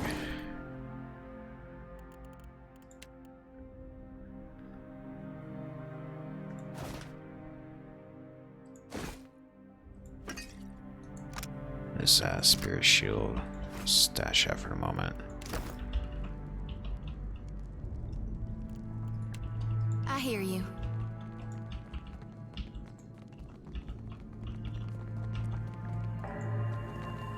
Got someone? Skeletal archer, corrupted Atra Animat. My sights. Moe. Sigil of Nightmares. Zodi. Move up here. I don't know what that thing's gonna do, but let's try to get rid of it now.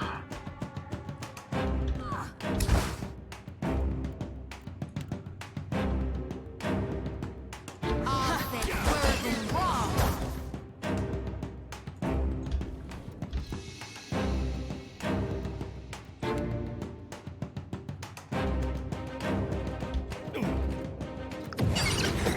All thick, worth, and raw.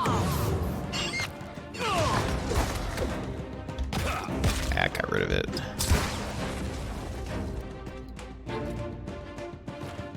What can I do you for? Exceptional great swords.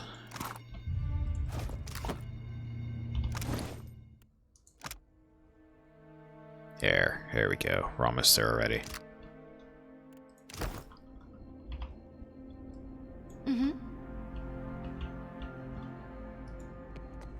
Through this door.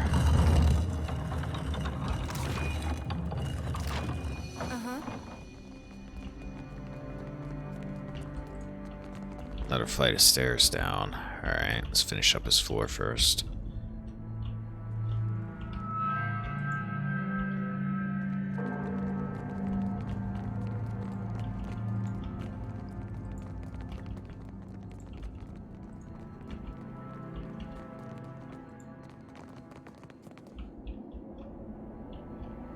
Skeletal warrior.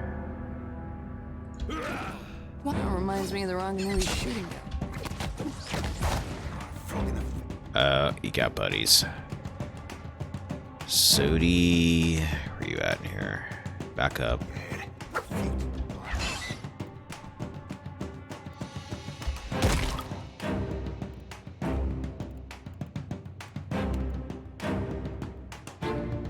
Actually don't, because everybody's about to move right into that probably.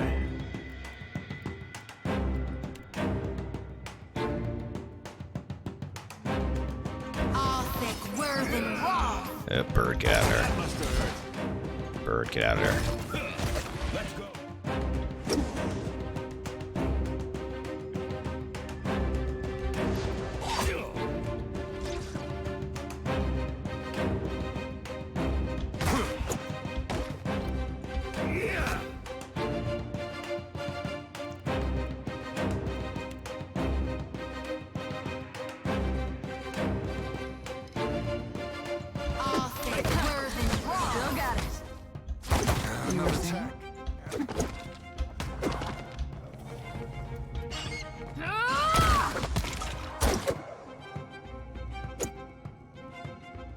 Alright, we should have it.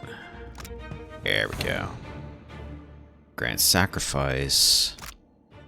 Kills friendly characters or enemies that are near death. Once per rest. I'm gonna make some use of that.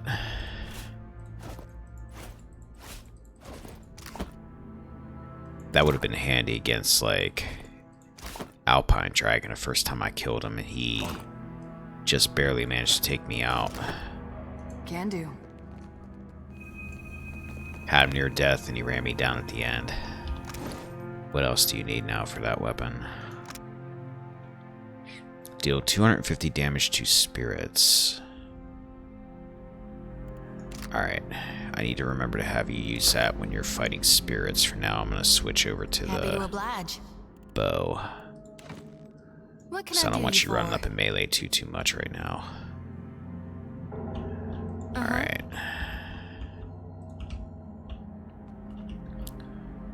Is that it for this floor? No. What's this way? Oop, don't go by yourself. Trap detected, and I'm sure that's not going to come alive and try to kill me. Be ready. Ain't not my thing, savvy?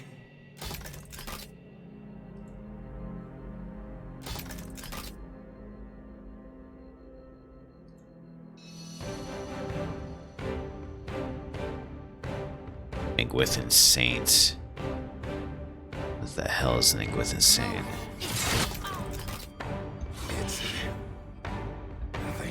Yeah, just run through the traps, it's all good.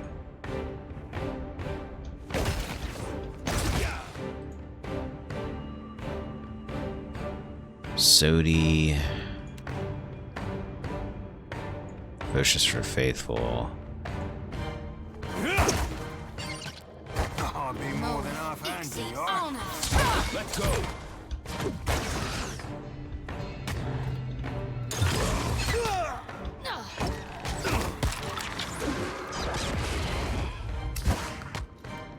Well, the Ingwithan Saint wasn't anything to write home about. What can I do you? Alright. Yeah. Mine. I've got it.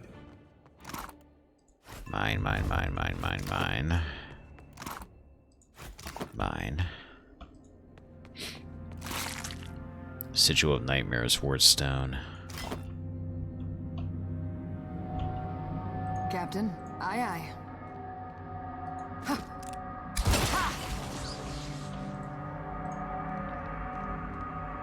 Small grooves run the length and breadth of this altar, directing the flow of blood towards a central channel. You were saying? And there's nothing else here.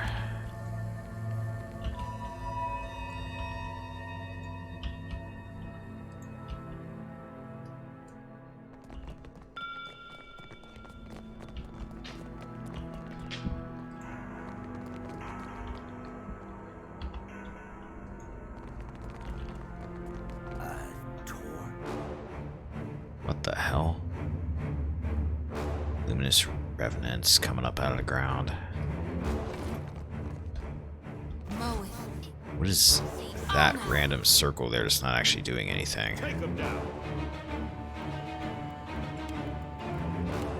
Is that another glitch?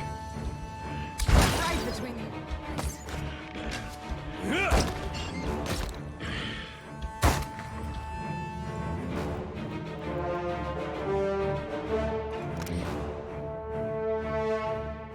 Oh, that's right. Yeah, you got this Screaming Souls thing it works on.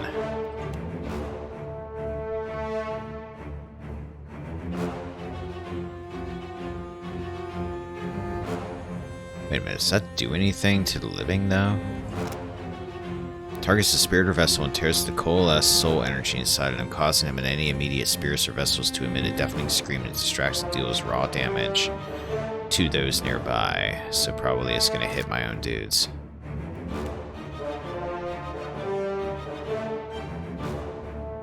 Because they're all in that red circle anyway. Yeah, I ain't going to use that right now.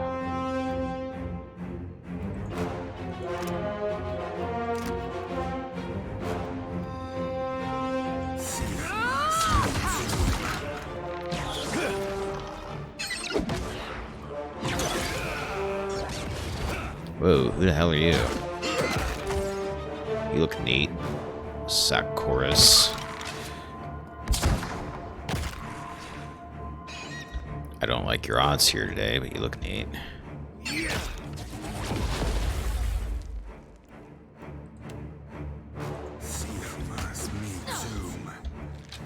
Thinks you got Skeletons. Ooh. Zodi.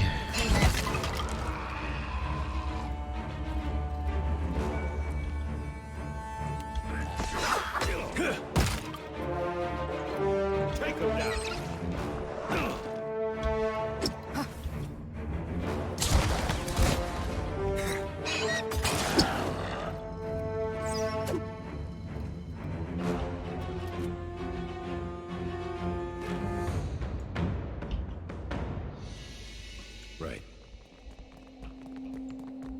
It's easy. Take all this.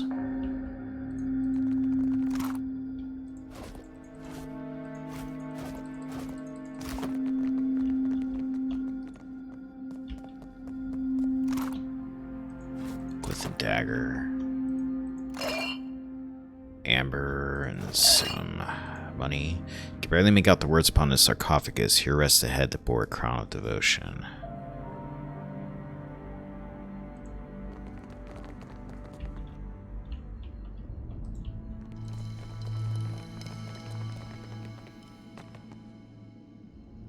Should bring Aloth sooner or later.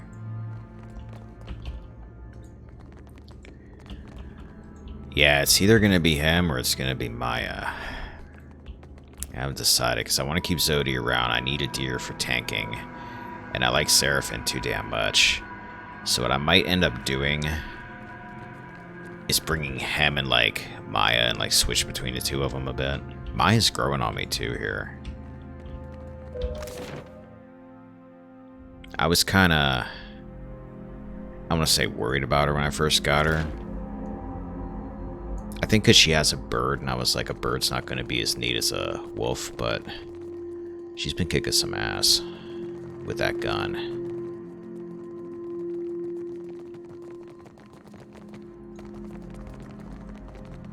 Just absolutely kicking ass with that gun.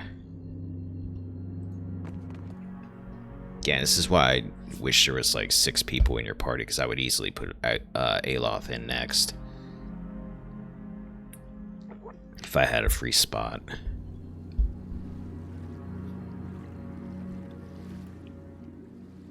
What the heck's going on there? Obsidian Flake.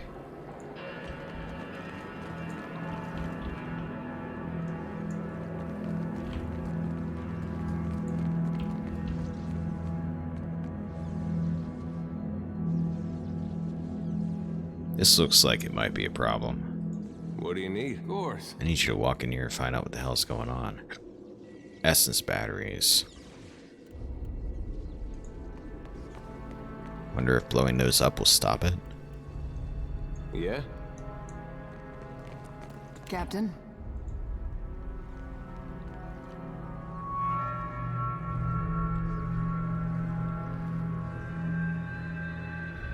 Destroy the purple worm thingies and these electricity stuff stops. Destroys the batteries. Okay, I was right then. Cool. You were saying?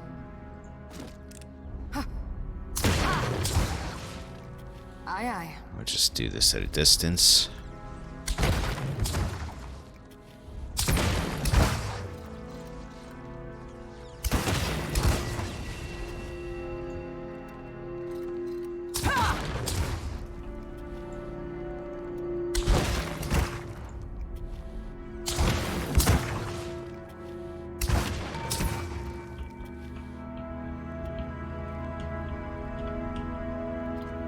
That was simple enough.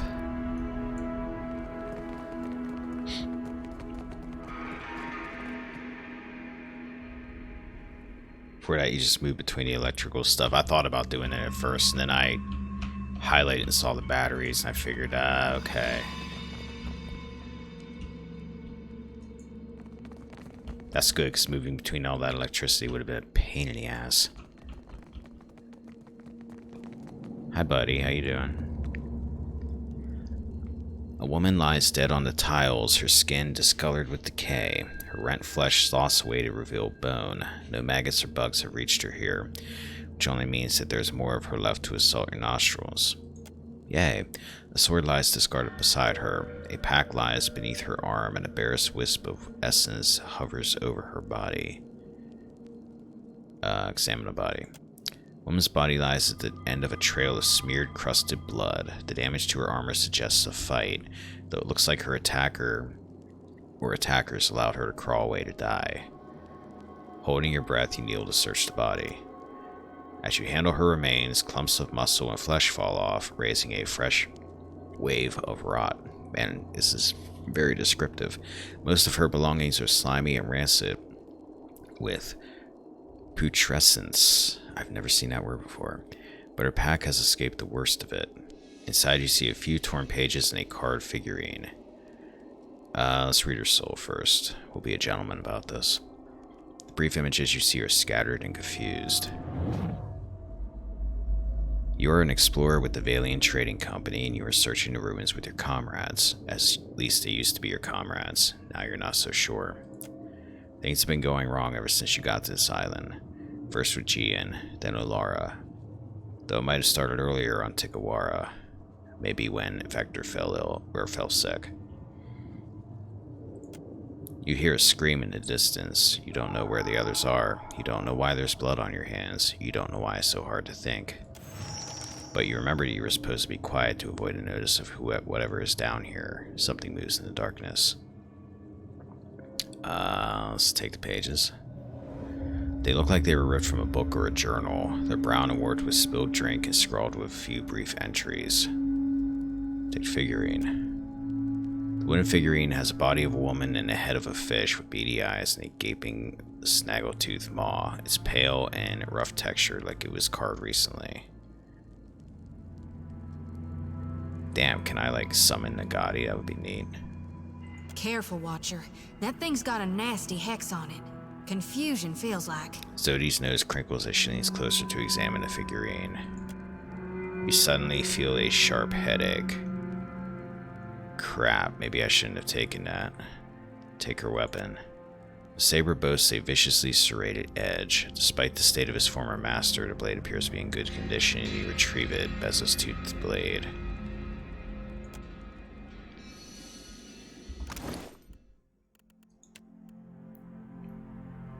Now it's a quest item. I'm holding on to that, I guess, whether I like it or not. Bez's pages. These pages have been torn out of a larger book. They are stained brown and stiff with some dark, fragrant liquid. The entries begin thus. I wanted so badly to find Pocahara, and now we are stuck here. No one dares to leave while the Titan roams outside, so we must hope we can find another exit somewhere in the ruins. Alara must have triggered it. It did not move until she began prying open the door. And before we knew it, it had Gian. The others do not say it, but I know they blame me for failing to save him. Smudges of dirt from the author's hand streak the page around the next century. Alara is gone too. We move more slowly now, wary of traps and monsters. I detest this creeping about, and Dueno's stomping nearly makes it all pointless. But Valero has almost lost his nerve, and I do not think he could take another nasty surprise. Next century is filled with big crooked letters that loop and swoop like a child's. The others sleep. We decided against candles or campfires, so I write in the glow of the Adra. It is good because I hear something moving in the dark, even if the others do not. Valero insists we move slowly so we can study the murals and the patterns on the floor. He thinks to save us from mishaps like the ones that befell Gian and Alara, but none of that will help if the creatures here catch us. Dueno hides a limp, but the way he looks at Valero and me makes me think he is hiding something else too. They grow more and more paranoid with every hour in this place. When they awaken, we will press forward so that we may be done with it.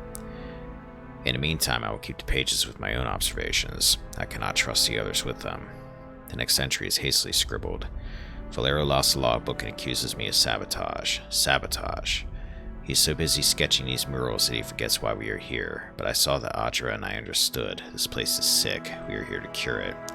But Valero says the Huana were here long ago, that the murals prove as much. I think one Amawa looks much like another, but he gave me an idea.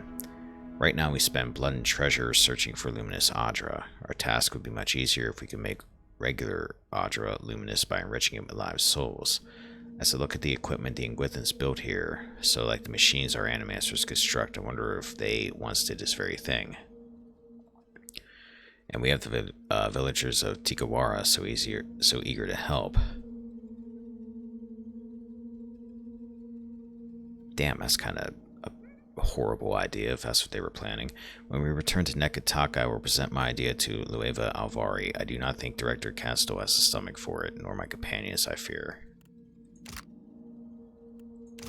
Oh, well, it's a good thing you died then. You were a bad person. Where's this sword at? Beza's tooth blade is a saber. How's that compare to your saber?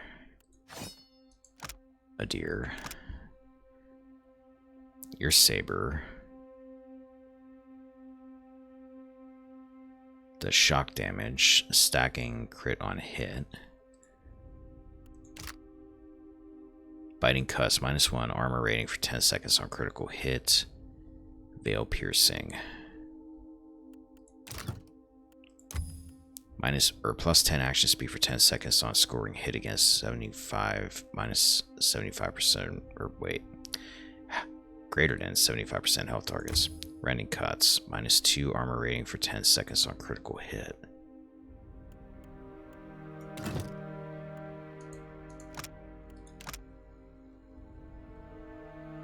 It's actually not as strong as what Deer is using either. I think I'm gonna sit on you and give you to somebody on a ship.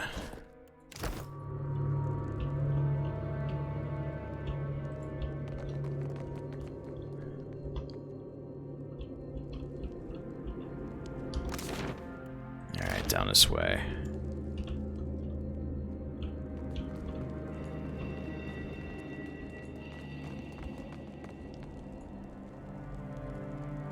Juana figure's sacrifice seems to have supplied a pillar of energy depicted in blue flame.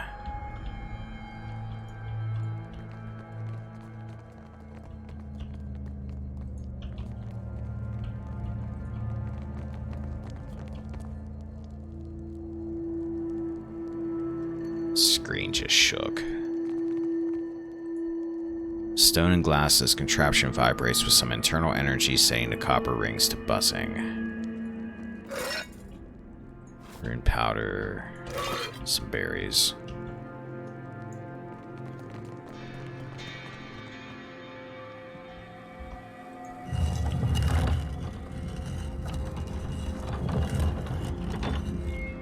We're here.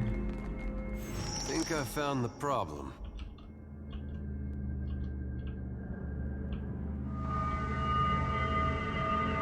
Yeah, it doesn't look good. Energy pulses through the twisted column like an irregular heartbeat, straining at the bounding walls.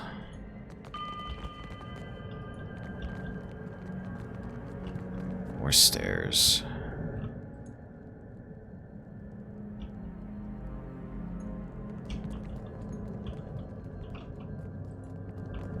And nothing over there. Alright.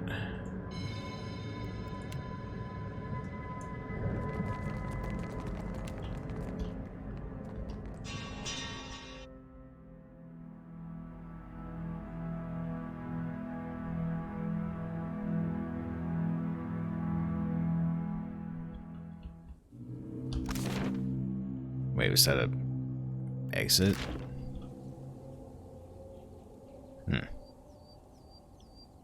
Don't go up the stairs. It's too late. Can I go back down the stairs? As long as I can go back down, I can correct that.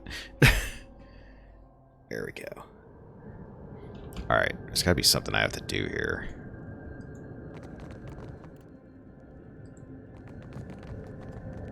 Oh, okay, here we go. There's something to interact with.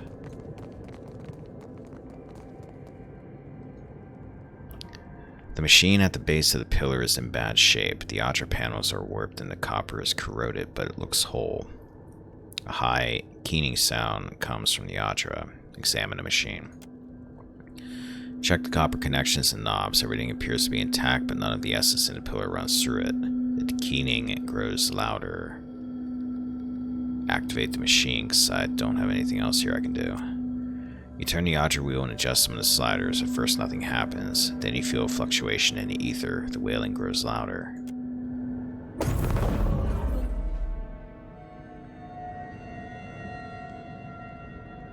Essence moves within the Audra. Opening a dimension is raw and distorted as a fresh wound. Something in that place pulls at your soul and the distant voices cry out again.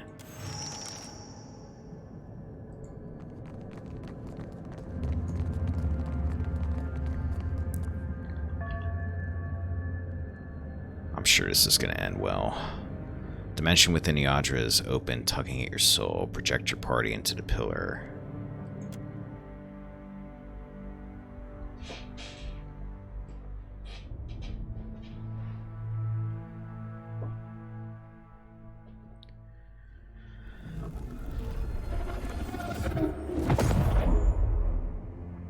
Oh, this place looks like a mess. Force within the Audra tugs your soul from your body and into a realm of pure essence. You become aware of a fragmented, dreamlike landscape. It's not a physical place, but rather a shape your mind has formed from the teeming energy. So is your presence in it. I got an itch. Can someone scratch my elbow? I'll lift it with my body. Your actual body is still in Pococahara. You feel the cold tiles beneath it and the smell of the dusty air around it, but you cannot return to it. Something has a hold of you on you. Voices you heard outside the pillar scream and wail somewhere close by.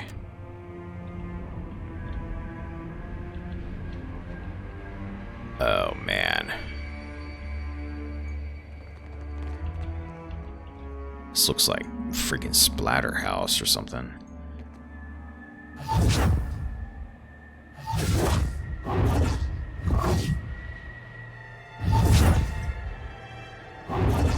Okay, you guys can stop popping up at any point. There we go. Don't want too many of you because I have a feeling I'm fighting you. You reach the source of the tumult, a festering mass of corruption. Hundreds of souls cry out from within it, trapped and twisted by the accumulating decay. That is not a good way to go. Handful of souls, still fresh and mostly whole, surface to confront you. One of them separates out from the others and stares you down with grim, hateful intensity. You do not belong here. The speaker takes the form of an older Huana man, his visage shifting as if reflected in rippling water. He is not a physical presence, but rather a soul given shape. Liquid, captain of the Riptide, at your service. Would you like to sail somewhere? We are the dead. His voice hits in your mind like a clapper to a bell. We're talking to a lost soul? Hold on, before you say any more, look into the light of my lantern. Eager, she raises the lantern high, shaking it back and forth to scatter the light around in a skittering dance.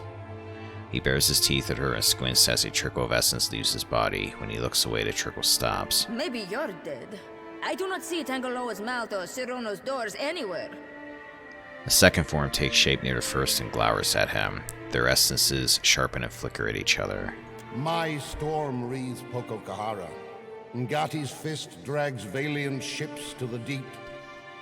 If you come to stop this, you have already failed. Oh, this is that woman that was in that I think she was a priest. That was her dad. His form gathers definition. Whether or not his words are true, he believes what he's saying. You're responsible for the storms? How? Ngati holds our souls in this swamp, cut off from the sea. The flow of essence stops here. He gazes out at the shifting scenery beyond your floating platform at what only resembles stone. And rots, apparently. She wrinkles her nose at the putrefying mass and checks under her boots. What do you mean, rots? Souls are going bad, cut off from the cycle? My lantern looks fine and healthy, though. Anaharu, yeah. I remember that name. I don't claim to understand it, girl. I'm a miner, not a mystic. She aims a hard glare at Anaharu. The cistern overflows into the world of the living, stirring the sea and skies with the fury of the goddess, bringing storms. Well, I hate storms. His lip curves into a slight smile. Blinking, Maya clears her throat and eases in closer to listen. There's nothing divine about broken machinery around an Audra pillar. The gods laugh at machines, I say. Nothing built of kith hands can wrest away their will. In spite of his words, he regards the corruption over his shoulder with a frown. Yeah, that looks like that's kind of a problem there, buddy. No souls travel through here. The Audra screams. Ngati grins, showing her fangs. This is where Valiant's scheming ends. Ngati's servant holds the dam closed to flood the living world with her vengeance. Places a hand over the spot where his heart once occupied.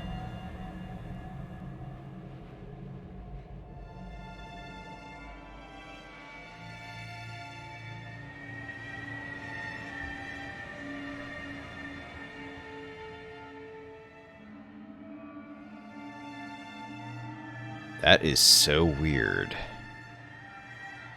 that blocked that. I don't have any idea why.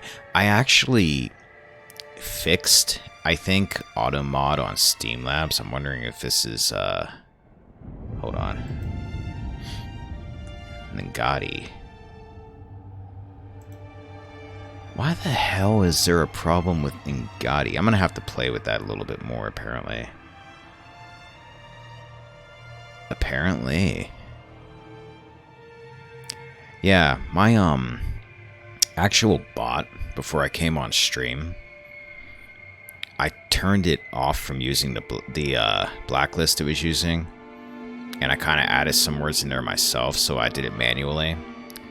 But there's something else messing with it too. I'll have to look at that. There must be an auto mod in here that's also doing something.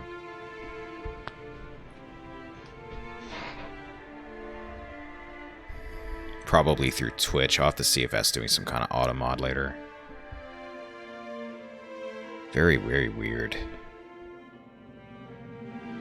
What the heck is going on? This is where Valiant scheming ends and Gaudi's servants holds any place a hand or spouse. Okay.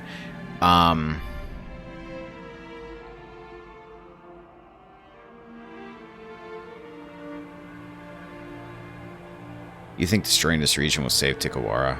One village? No. I do this for the archipelago. I am the storm of my people. Audra is the staff I wave to churn Ngati's kingdom. He opens his palms. The ether around you reacts at once, whipping up the ambient essence into a frenzy. Far away, you think you hear furious winds growing in response. Madiko, to arrive at the far side of death and find this babbling brook. She presses her temples with both hands. The Valians will not overrun us while I have the strength to repel them. He furrows his brow toward Beza.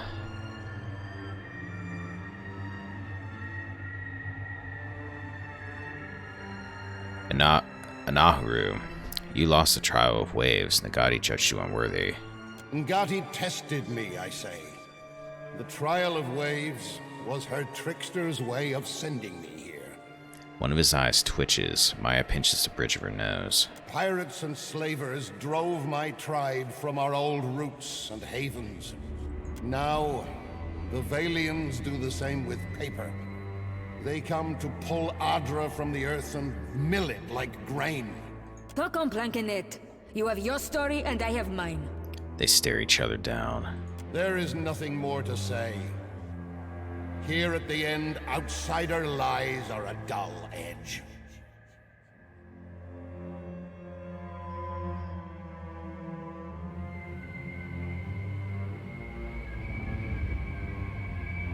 You've all died. Maybe I can help you move on.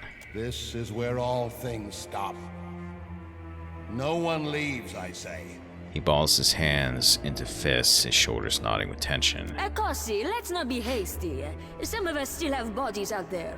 She puts up a hand in protest and glances to the souls of her crew. You don't plan on staying here, Ak? Why not let us tag along and see if we can reunite with our... what we left behind? Finding ironic, he stops souls to get to his goddess, believing it makes her happy, which it don't. Yeah, he seems a little obsessed with, trying to please her and without actually noticing what it is she wants.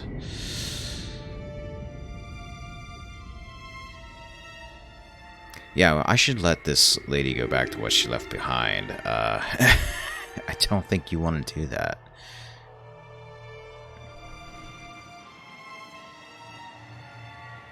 It doesn't work that way, you're already gone. Marla, just remember that I asked nicely.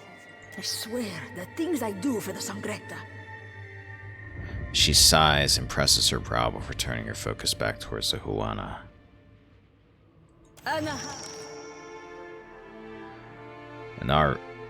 Wait, no, I thought it froze for a minute. Anaru, I think we finally agree on something. Let's tear Despazo's soul apart. At Bez's signal, the rest of the spirits lunge forward. Spirits. Let's get your knife back on. What do you have to do? Do you have to damage them? 250 damage to spirits. We can do that. Alright. A deer go up. Can convince him not to fight, or at least one part of it. Does that have something to do with showing her, or showing him the pages of her journal? Any damage to Storm of Holy Fire.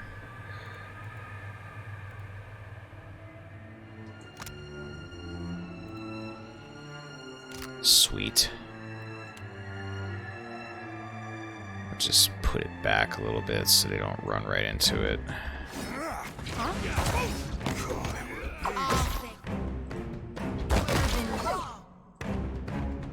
Seraphim, try to paralyze. I don't know if you can paralyze spirits, probably not. Me too. Well, Bessa went quick. Ooh,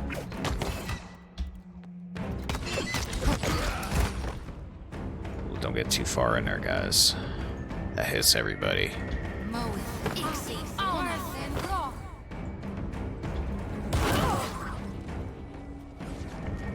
Damn, that does work really well.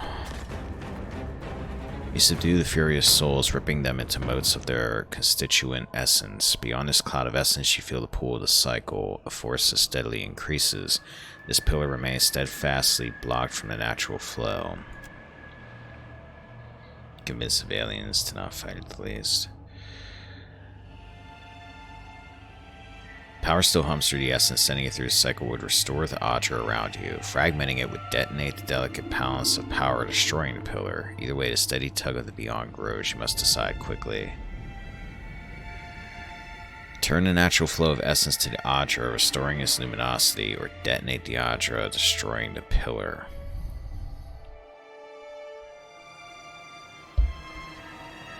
What would be the ethical thing to do?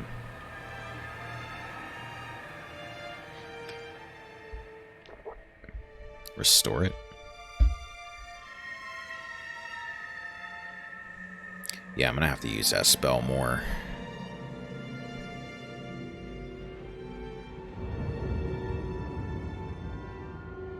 Because usually a deer and liquid end up together on an enemy. They end up like grouped together doing stuff, so long as they hold still dealing with something, she can mess up everything else that's in the area.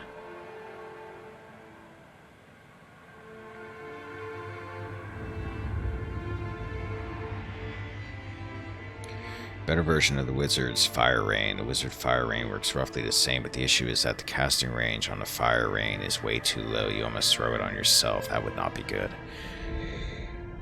There is no clear answer, rather what you want to believe.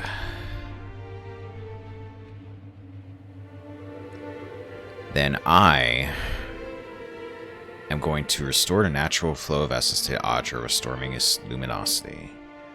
Do you want the Valiants to come and mine the Audra, or do you want the Rautanians to maybe build a base with that at the end?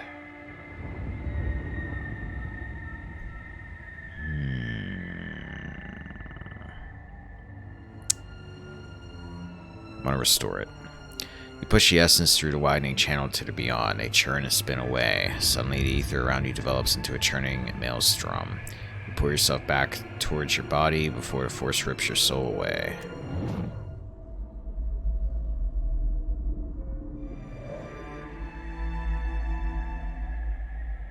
Not a problem, Captain.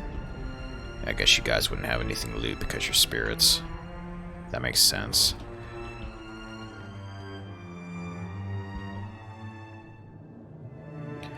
You cling to the tether of your soul, racing to the safety of the material world even as the immaterial one warps around you.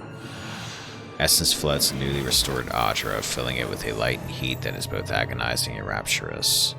You return to your body, feeling as though you've just fallen into it from a mountaintop. Your companions gasp and groan beside you. You cover your face against the light radiating from the restored Audra.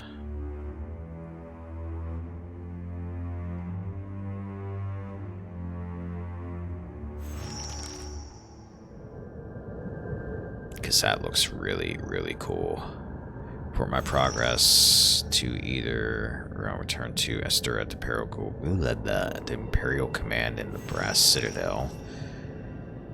Return to the Valiant Trading Company headquarters at Queensbirth.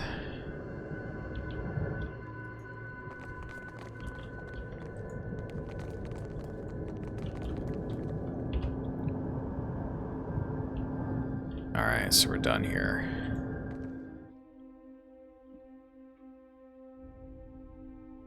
Whether what you believe is right.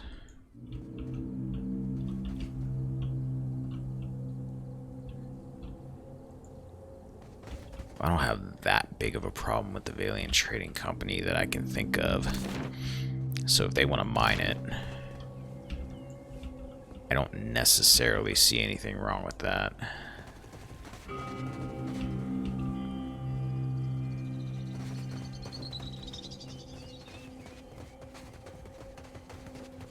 It's kind of how I'm looking at it.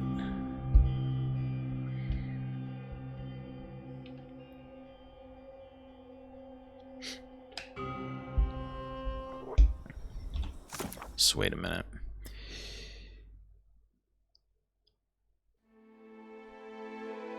So I gotta return to like 3 different people about that. I don't need to go back to Tikawara. Actually wondering if I stop by Tikawara, if I talk to that woman, if I could tell her I saw her dad.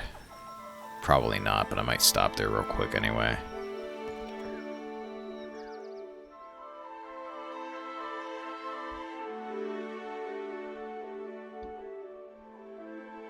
If they want to mine Audra in an abandoned island covered in sand and death, that is their business. Give the priestess the idol. Okay, they had like 3 different quests updated in there, so I didn't catch all of it. But yeah, I still have that idol, so we'll do that. Yeah, I agree with you. I mean, it's sitting there on an abandoned island. Don't see a problem with them doing it. Everybody mines. It's not like you're doing anything incredibly unethical. Unless it's hurting the freaking planet or something, and we've got no evidence it's doing that. You notice a small pavilion containing a large weathered statue of stone a little ways off the path. It appears to be a Hawana shrine. Search the surrounding area. Liquid. The area around the shrine is clear and may prove to be a good place to rest. Approach and identify it. Sodi. A pair of stone eels twist up the sculpture. Each eel's mouth clings to the other's tail, creating an unbroken circuit. It portrays Rikuru, the Hawana's rendition of Bareth. An inscription runs along a shrine's base. Some flee, others fight. Rikuru consumes all. Pollen and dirt dust the statue, and grass grows wild at its base. It seems sometimes as this shrine was tended.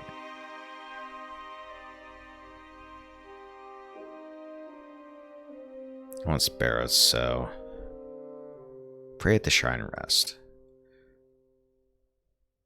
ICAP. Nothing Fathom headed about staying square with the old salt who brought you back to life. Seraphim smirks and drops to his knees beside you. My character's not super religious, but I don't see a problem with trying to curry a little bit of brownie points here with Bareth. You kneel before the shrine, whispering your prayer to the cold stone. It offers no answers, but you feel calmer as you rise to your feet and set about making camp. The hours pass without complication, and you wake and continue your journey.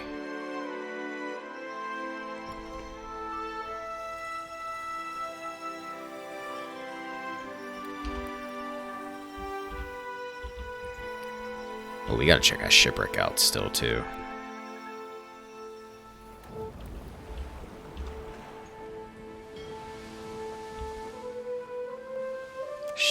Let's see.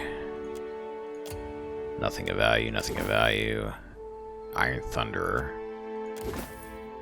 Ammunition. And that's it. Alright, let's go back to Tikawara and turn that in.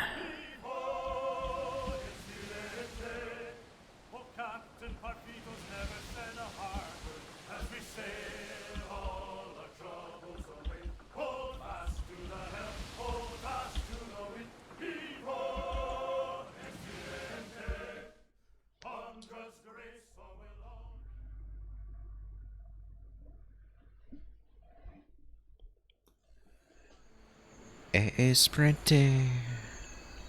Man, could somebody do something about this dude just floating in the water?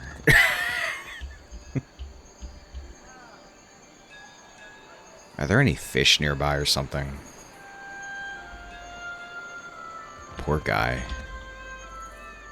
As you near the dock, voices roar over the din of the waves. It seems as if the entire village is gathered, and many of them don't seem happy. I hope that's not for us.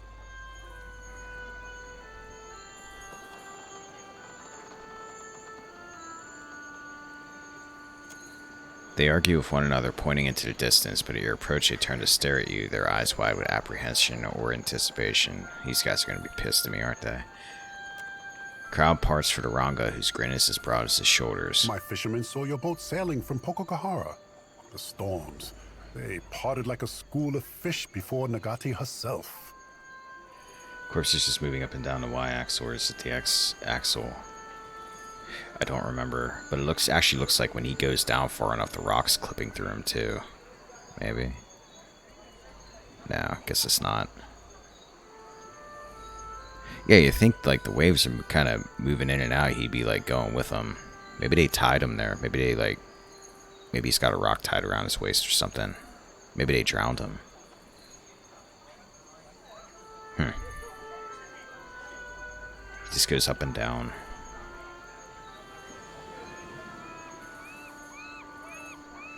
And I'll bet if I come back towards the end of the game, he's still going to be there, fresh as a daisy.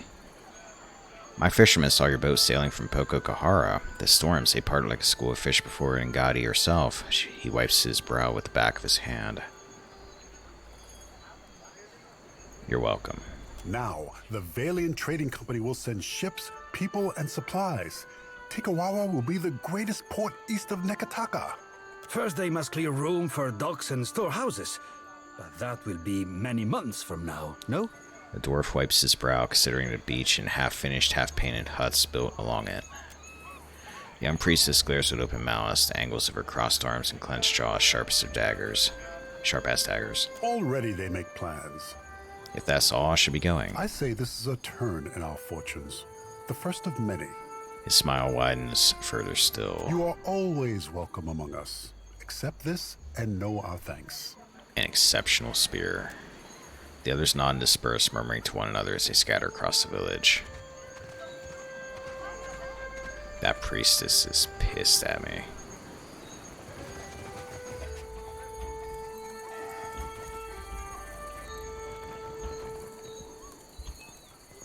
It seems the Lagofath no longer bother us. I can save my strength for a worthy fight.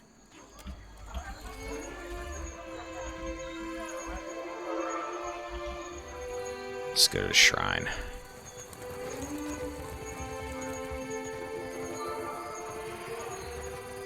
What was 2?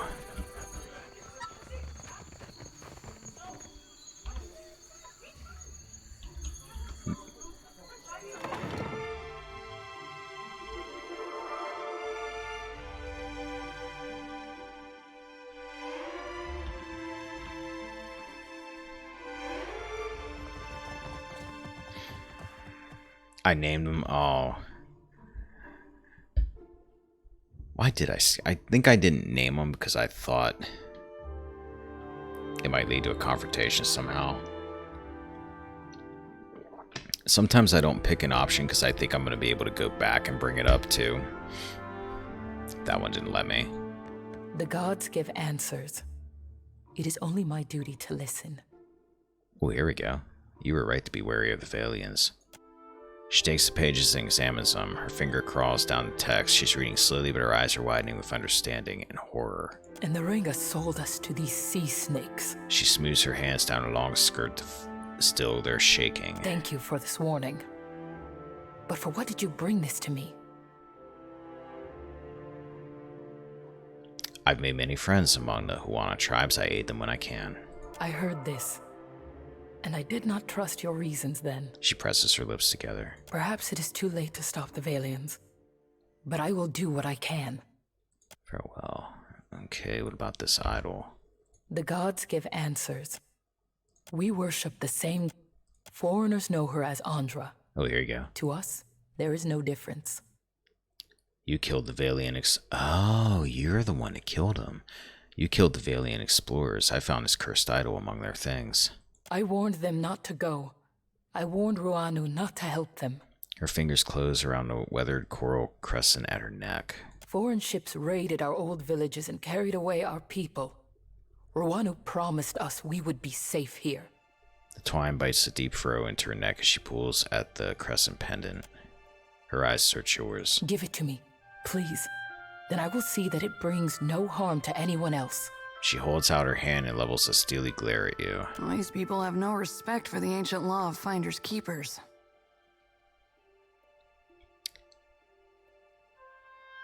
I'll give you the idol. Here it is. Thank you. Goodbye.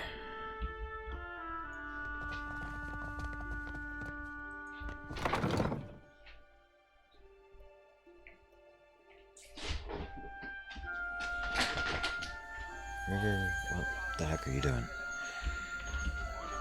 Dog's flipping out. Alright, so everybody's still in good shape. I don't need to rest.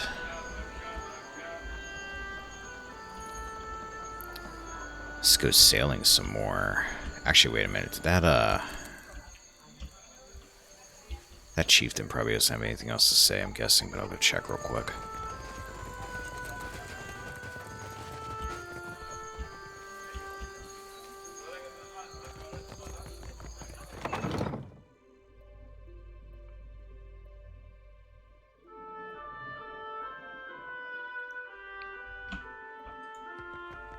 One day soon, this will be a busy port.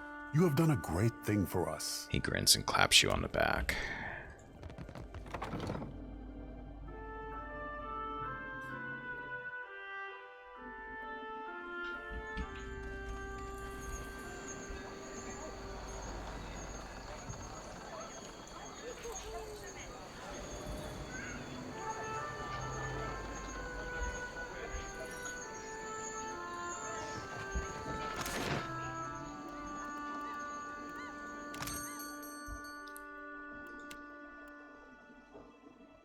Let's refill the ship supplies. And buy some more water, because I desperately need more water. I'm actually just going to load up on a good bit of it. Let's see.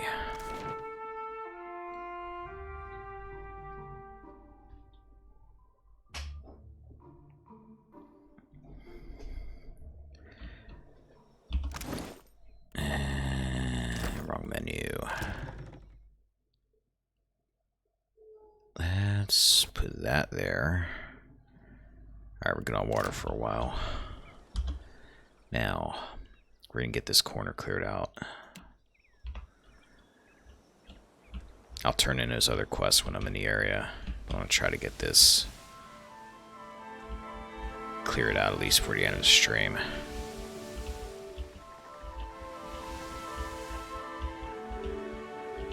See what all's down here, if anything.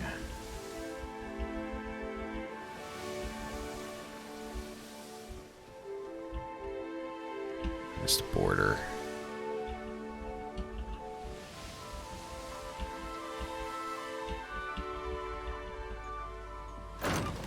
Medical supplies.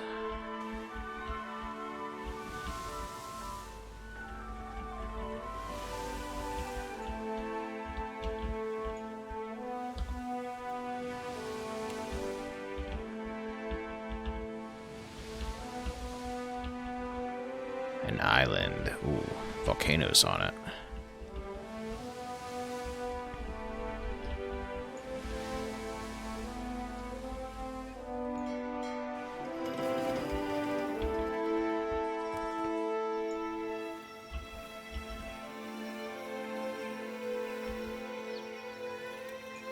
Hall of the Unseen.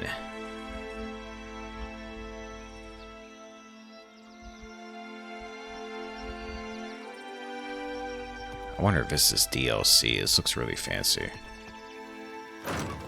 Hardtack.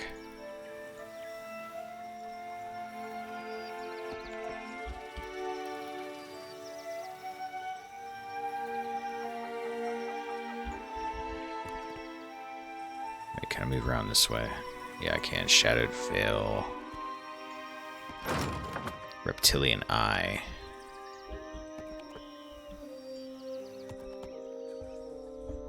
Now, let's see what's here. Land here is shattered and barren, eerily quiet, with jagged hill rocks plunging abruptly into calm, clear seas. No birds fly above, and you've not spotted the first boar, rat, or lizard. By comparison, the camp ahead positively bustles. Horses are tied off to stakes, a robed figure, cowl pulled over its head, sits upon a crate, and the scent of a hearty stew waves from the pot hanging over the campfire. Thoughts? Alright, first we get into their good graces with carrots and we brush out their manes and look mad. If they're not our friends by then, we go back to the carrots. The deer's attention lingers on the horses. Zodi shrugs. If it's a trap, it doesn't seem like much of one. Don't look like much of a trap, Captain. Don't feel like one neither. Not a peck of hostility on that old salt, or nothing else, or much else. Frowning Seraphim scratches the back of his head. Stew smells good, almost too good. I'm thinking it's a trap. Squinting, Maya thumbs her chin and nods slowly. Let's approach it. As you advance, the flaps on two of the closer tents open, disgorging a lithe wood elf in Adiran finery, a bulky Amawa with cerulean skin, and one of the savannah folk who levels a large crossbow at your heart. Not another step, stranger, he says. The elf smiles warmly at you rather than mixing the message. The robed figure within the camp makes no movement at all. My friend here likes your horses. That doesn't sound like anything a thief would say. We're not here to cause trouble. Oh boy. Oh, I didn't think I was going to pass that. The Adiran woman bows slightly at the waist, brown hair falling over her face in loose curls. In that case, who are we to keep you from our company? Please join us by our fire. She gestures at the camp. Trio guide you among the trees. There seem too many for the few kith you see about. The elf graciously offers you a seat at the fire. The robed figure makes no apparent notice of your arrival, their cowl casting their visage in impenetrable shadow. We have soup, the Amawa says. Stew, really. You're welcome to make use of our tents if you care to rest. Do you know much about this chain of islands? While the Amawa shakes his head and says very little, the Adiran grins and answers a thing or two. Why? Asks the dusky human. Islands like this, I'd have expected to see birds, lizards, insects, but it's dead. Dusky-skinned human nods. Strange as shit, no? The Amawa grins, sharp teeth reflecting firelight. Makes one wonder what's in the stew. Yeah, it does, actually. That's a weird thing to say. Who's your hooded friend? Woman laughs slightly. Just that, perhaps you should ask yourself. Approach and look under the hood. Oh boy. You approach a figure who makes no move. Each step takes you closer, yet somehow also further away. Crossing seems to take minutes, and the campfire falls to your periphery, yet you can't stop. Bending low, you peer up under the hood into the face within. The face of handsome Ilium from the Riptide. The slave I saved? Handsome Ilium, what are you doing here? Handsome Ilium raises an eyebrow. Why wouldn't I be here, Captain? The hand's voice sounds unusually even and quiet, as if echoing from within a deep pit. There's something weird going on here. Excuse me. You shudder. No, the ground shudders, or the air. The dirt churns beneath your feet, and your stomach leaps into your throat. As the ground opens beneath you, you plunge into darkness. When you wake, the ground is bare. No tents, no horses, no traces even of a campfire. What the hell was that all about?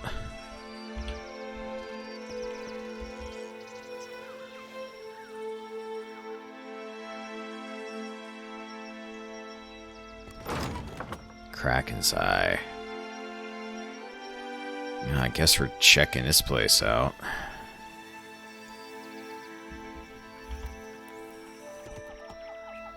Hall of the Unseen. After an arduous journey, you finally reach the center of the volcanic devastation. Before you is a broad-faced stone building, rugged with age. The Eye of Whale, solitary and all-seeing, is emblazoned above the door. You approach the door. Though clearly made only of stone, you feel the burn of the eyes regard between your eyes. The door swings open without a sound and reveals a dark, narrow staircase winding down to the earth.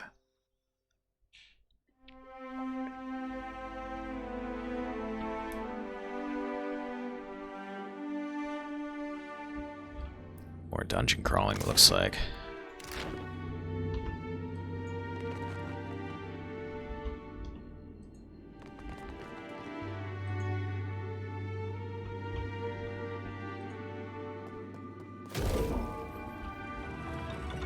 Captain, done and done. Ahoy. God, what now? There'd be glowing crystals and mushrooms. I'd rather it be full fucking dark myself. Why would you want it to be full dark so you can't see anything?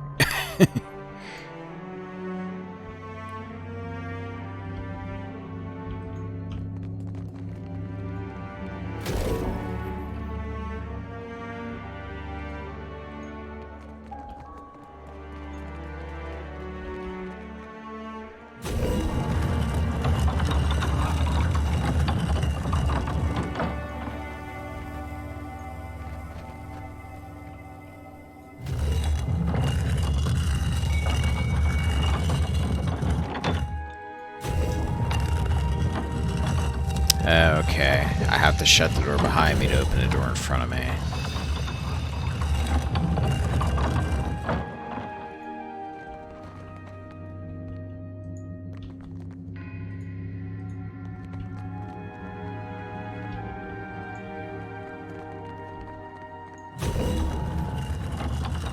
And that shuts me in here. Obviously don't want that.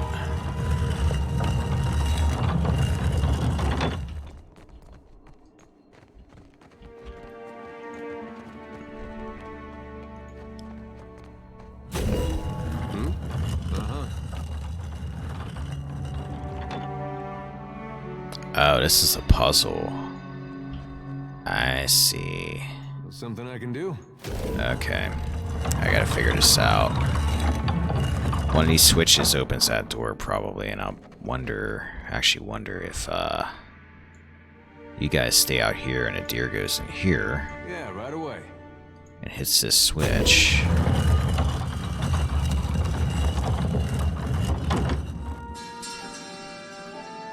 And then liquid hits that switch, the door stays open, and then a deer can come out. Okay, I get it. That was a simple little puzzle. Yeah? Sure.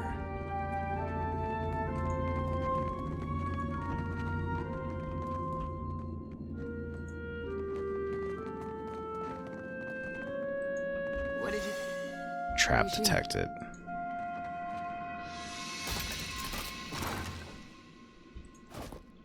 Scroll of rusted armor.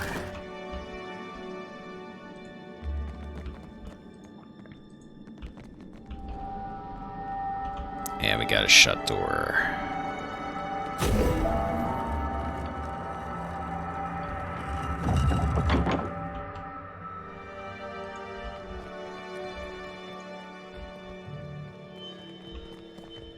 Well, that didn't open that door.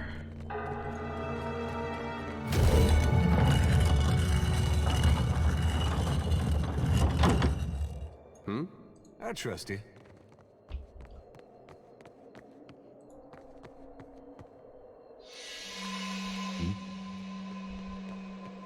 I've got it.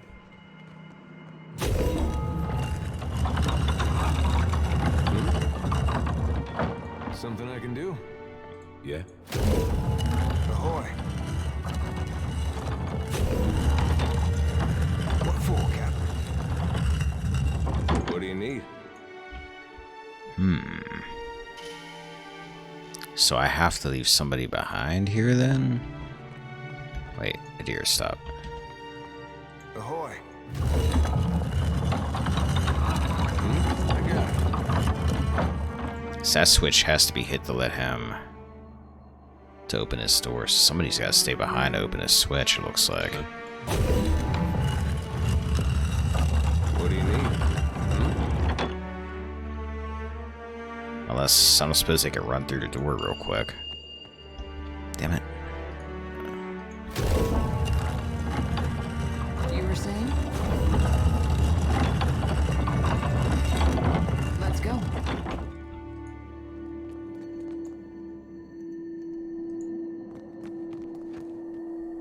You were saying? Alright, Maya.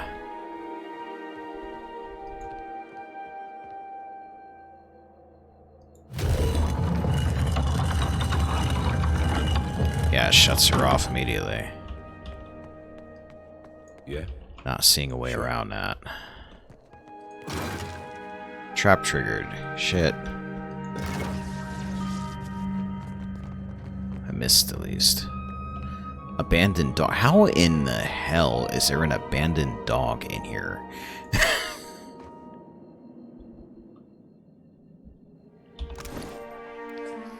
Like, you can't be a real dog. You have to be a ghost. Leo is following you around. You gain a bonus to resolve, and your party receives a bonus to melee weapon damage. What did you... Maya discovered something. Oh, wait, Maya, what's that? You were saying? Okay. You were saying?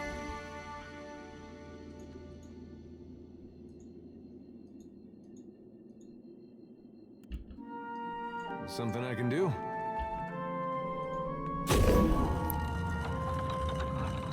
Okay, that opened that door. Maya, you still can't go anywhere. I'm listening.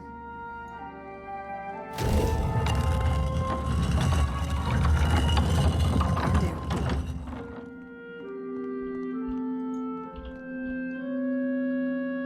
What do you need?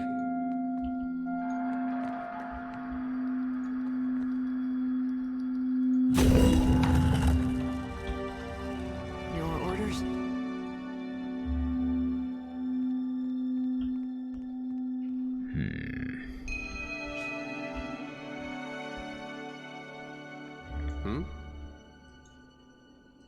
Okay, all that did was open that door again.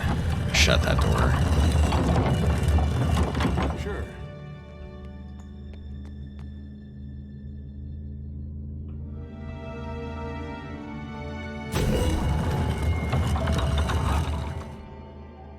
Speak freely.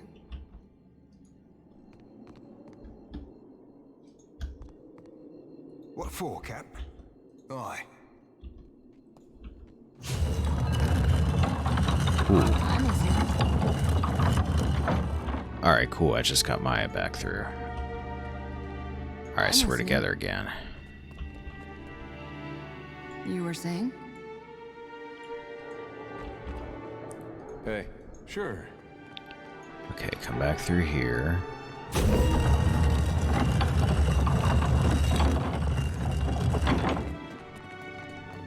Haha, did it. Huh?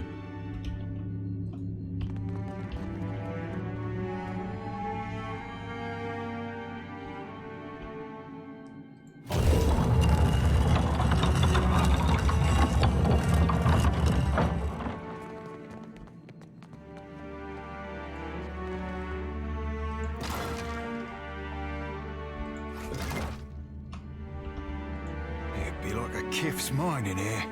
All switchbacks and false starts.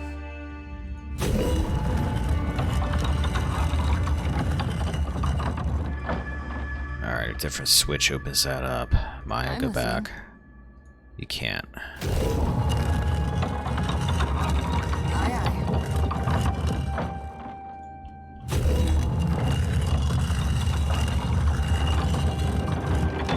Alright, that didn't do it.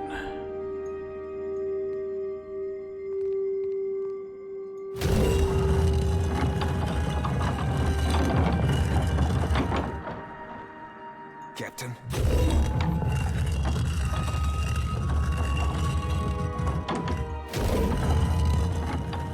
You were saying? There's gotta be a pass switch that opens that door. There we go.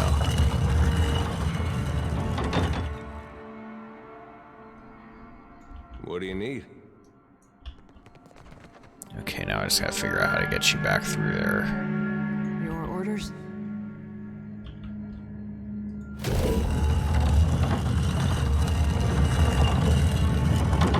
Will the switch open that door?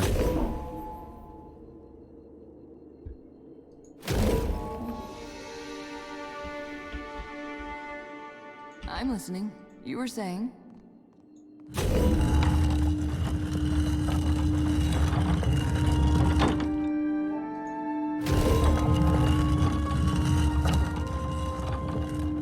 Aye. Happy to oblige. Something's up with that switch.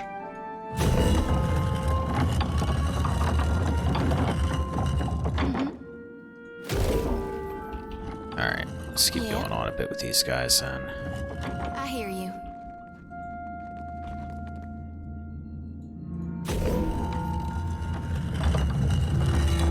Here we go. Together forever. Your orders?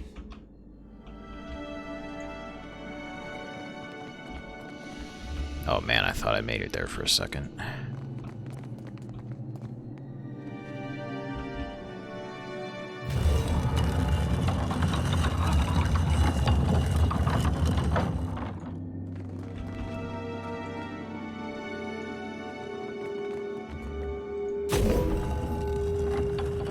Yeah, I thought that was gonna be too easy. You were saying? Aye, aye.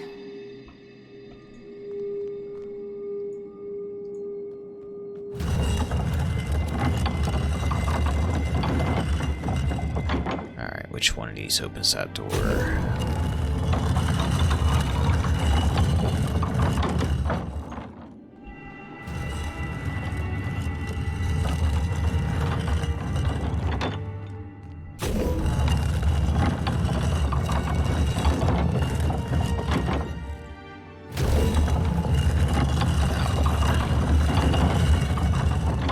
Aye, done and done.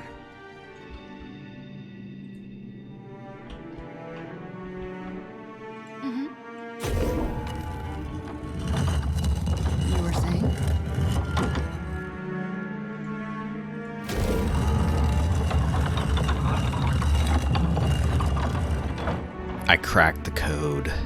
I'm listening. Let's go.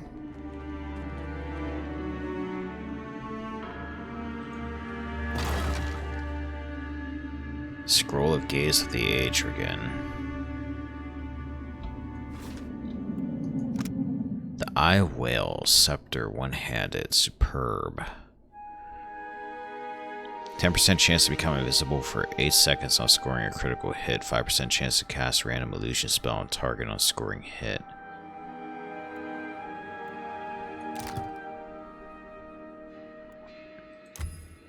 Form Phantasmic. Once per encounter, cast a random defensive illusion spell when the caster becomes bloody. Cast Lidless Gaze. Foe, area of effect, random effect was successful, terrified, paralyzed. Shrouded Strike. 10% chance to cast random affliction on scoring crit.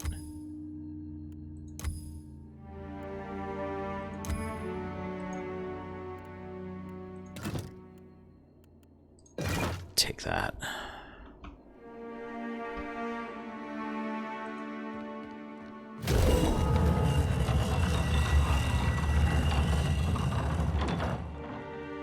Oh, I fell for it.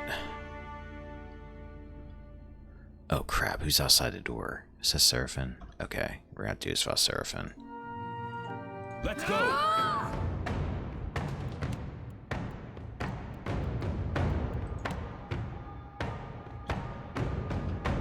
Sodi. Let's use...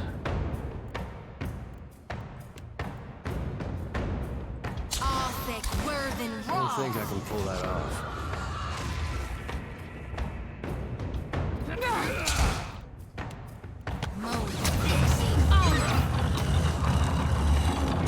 You'll be right screwed.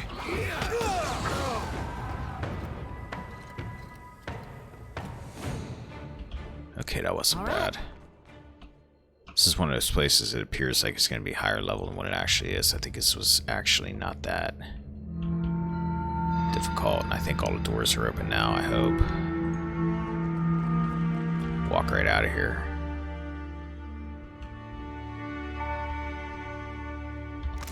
Where the heck did I come in at? Up here?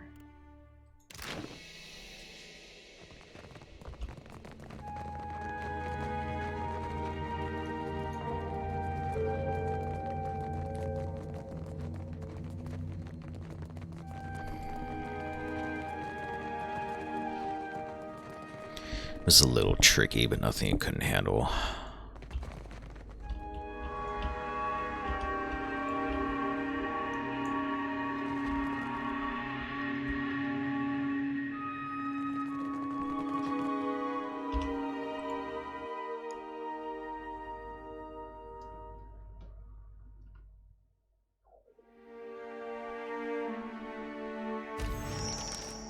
Island name.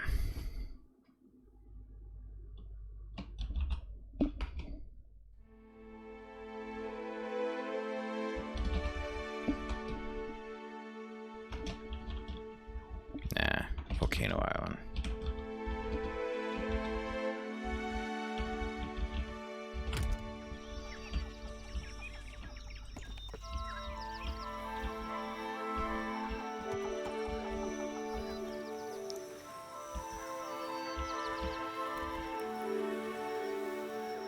Thought maybe that was going to tie me up most of the street, but that actually went fairly quickly.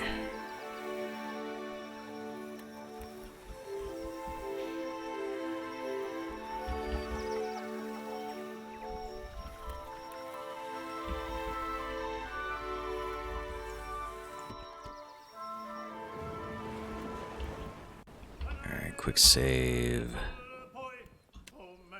Let's head this way.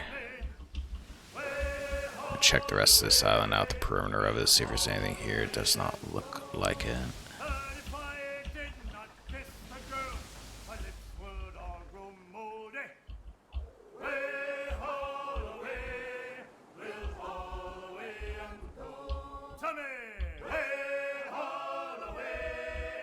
The good ship now.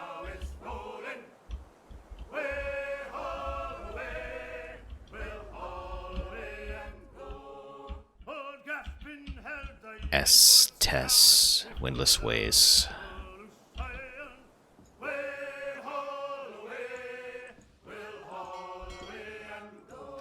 Repair supplies.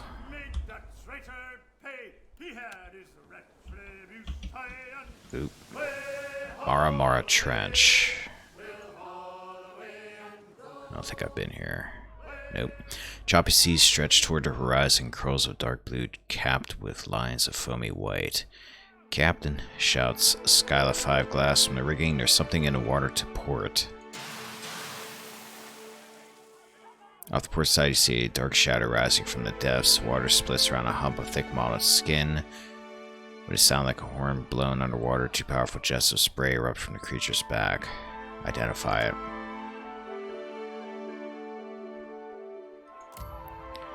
Thick rounded head suggests a baleen whale of some kind, likely a bowhead. Thoughts, crew? Tongue flickering across chapped lips, Hama says, that's a wall-faced captain, best whale for hunting in a whole Deadfire. Vanizzi snorts, more likely a bowhead. You see that V-shaped spout is on account of it having 2 blowholes. Hama scoffs, that doesn't make it any worse hunting. It does if it dives and sinks our skiff. Vanizzi's eyes roll. Naya steps back appalled. He slay one of Nagati's children and squandered his blessing. I think we did this before. I don't know if it's the same kind of fish, but we'll let the creature pass in peace. Hama sighs as the crew members resume their duties. You sail on. Great Beast keeps pace with the ship for several hours, his song seeming to vibrate within the very planks of the riptide. Naya hums along quietly as Hama tosses bits of food to the creature. Vanizzi sighs. They don't eat hardtack. Skyla 5 glass chuckles. The ship sails on. Got so much food, there's no sense in just killing that for the hell of it.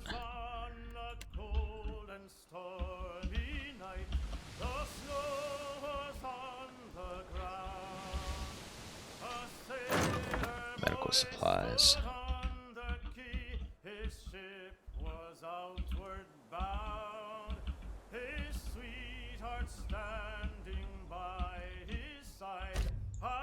You find 2 of your crew members playing a game in the hold. Probably want to play one this year again. Hama and Chudupek. Yeah, we'll play around because I'm going to kick your ass this time, Hama.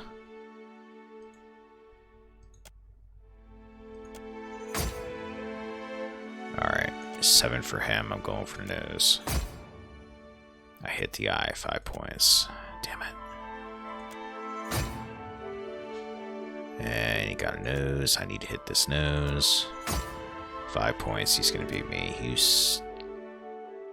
Drat.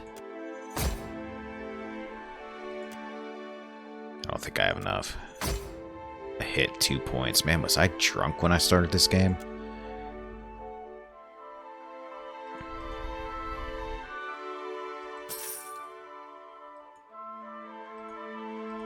He's cheating somehow. He has to be.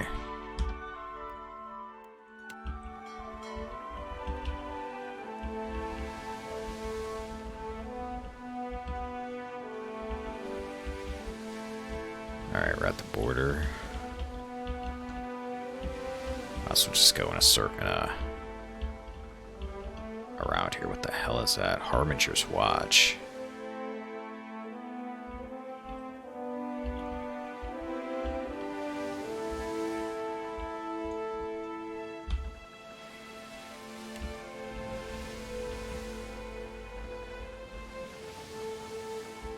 There's ice around it. The dead flow. One skull. Let's take a look-see. Oh, wait a minute. Is this a DLC?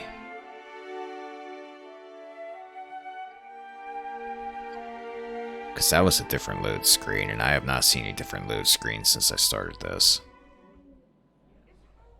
Oh, it's only one skull. I might as well check it out.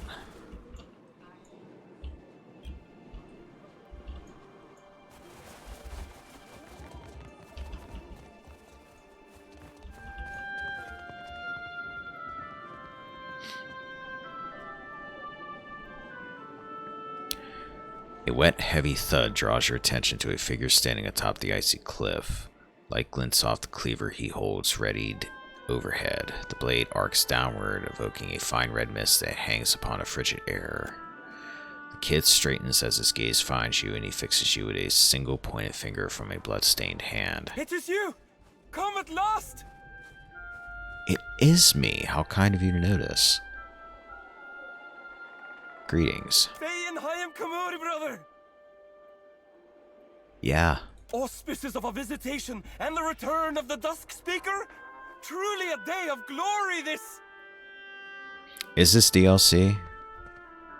I had a feeling because I just walked in and there was a loading screen that was different. Just one. One white skull.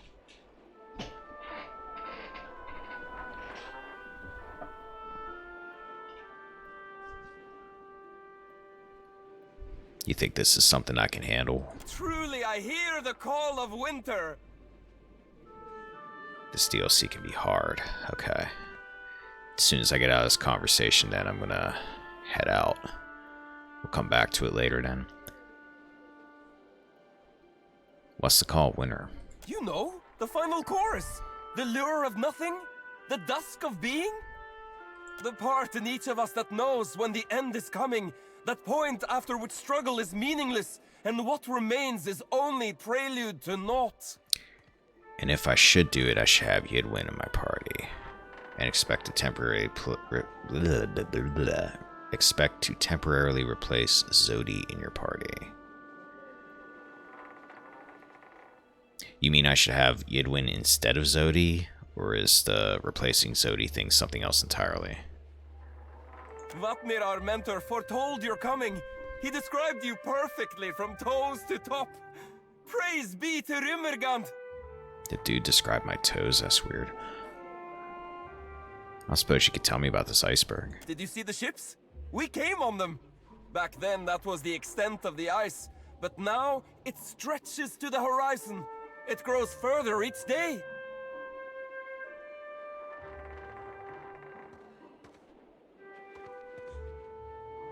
That doesn't strike you as a problem. Of course not. Why would it? Vatnir is the one who sent me this letter. And squished down the paper before nodding vigorously. Come in, Dusk Speaker, come in! Be sure to speak with our mentor Vatnir. He's down in the chapel in the middle of the settlement. The beer! The Dusk Speaker has arrived! Yeah, you just thaw all that meat.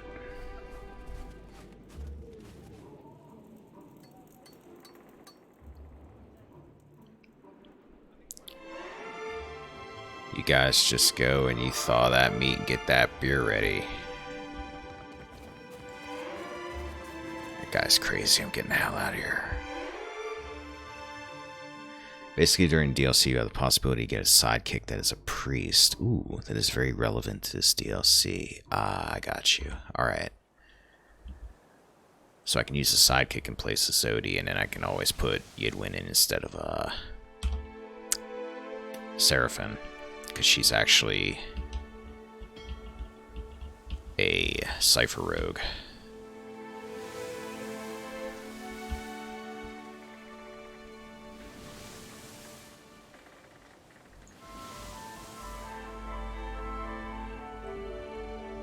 So Zodi would be replaced for the length of the DLC.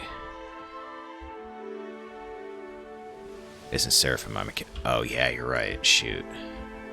Good point.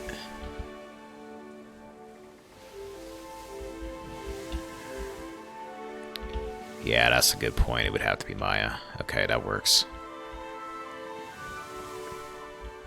I don't think I've been giving Yidwin mechanics. Don't remember what I've been giving her, but I'm pretty sure it's not mechanics. I think the only other mechanics person I have when I was leveling him up was Murky, I think.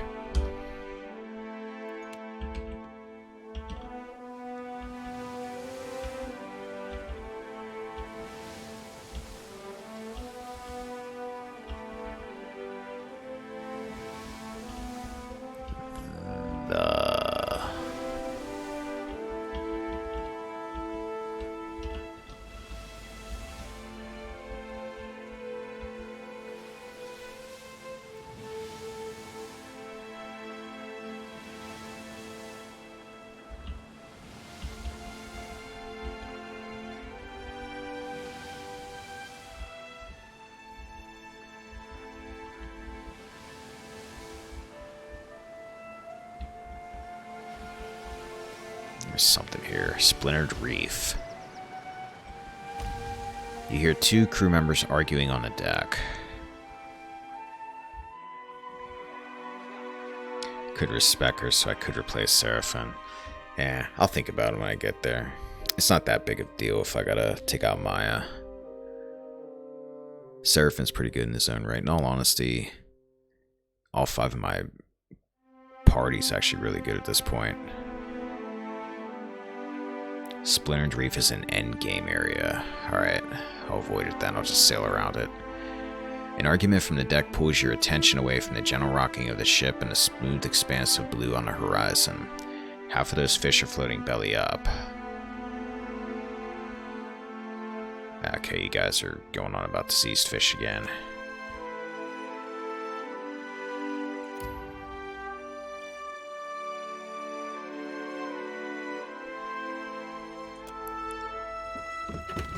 Bad fish. Bad fish.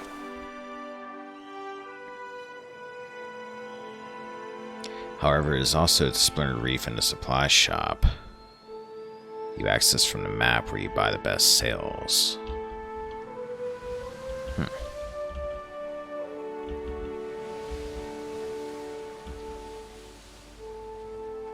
Click on it and check the supply shop. Alright.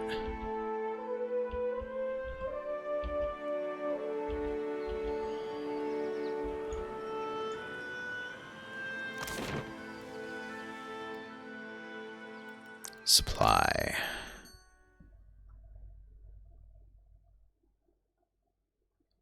Dragonwing sails. Plus 10% travel speed.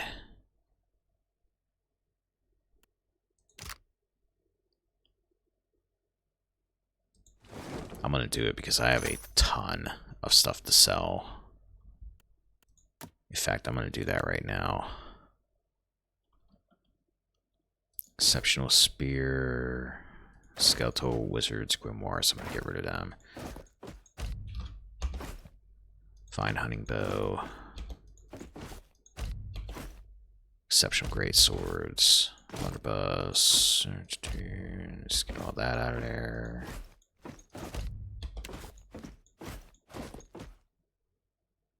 Face Stiletto. I need that. Fine Warhammer, fine Spear, fine Club.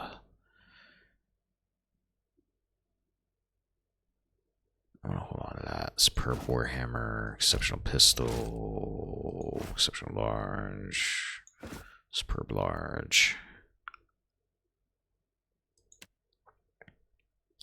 Ditch that. That.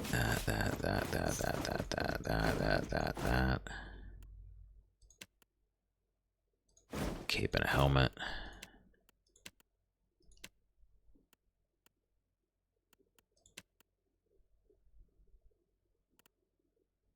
Ingredients, alright. Trade. Got some of my money back.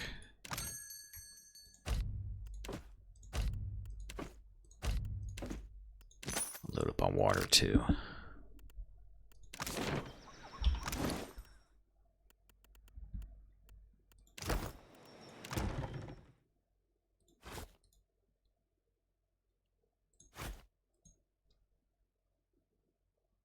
Tarloaf.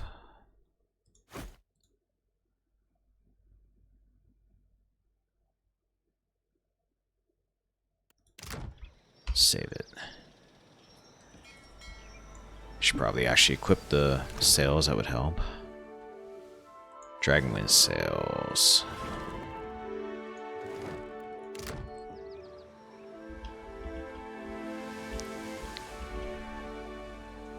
Definitely a bit faster in fast forward mode, I can feel it. Alright. Look at how much of this map I've got cleared out. And I've still got some minutes left, 45 minutes, so might as well just clear out some more map.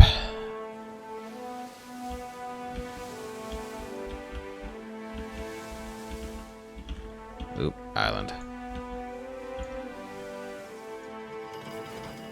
Wapao Jungle.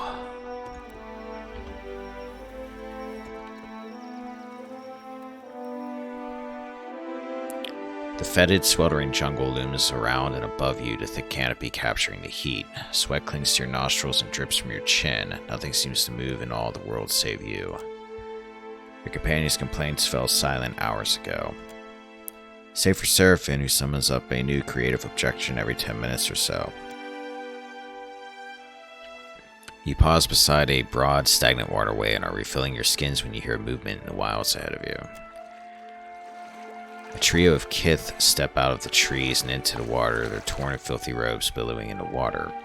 They pause near the center of the creek. The central figure, a beatific savannah folk, smiles up at you. Liquid, watcher of Kadnua. Uh-oh, do we know each other? He raises his palms to you. We mean you no harm. Indeed, we awaited you here because we have a... He glances towards the others traveling with you. He bows his head slightly. We offer a proposal if you would step aside with us to hear it. Just who are you? How do you know my name? We are friends of a friend, the man says. A potential friend, perhaps. A friend of potential, certainly. As for you being here, says the leftmost kith, a bald elf, that was foreseen. He looks up at you with an eye that has been burned. He looks up at you with eyes that have been burned from their sockets. Anything you want to say to me, you can say in front of my friends. The bald elf on the left shakes his head. Not this, he rasps. I'm listening. The man lowers his voice. There exists a place hidden among the wilds, an old place watched by the quiet slave, Skane, for one willing to make a sacrifice. A true sacrifice, says the woman at his side as she nods towards your companions. Such devotion shall be rewarded by him in turn.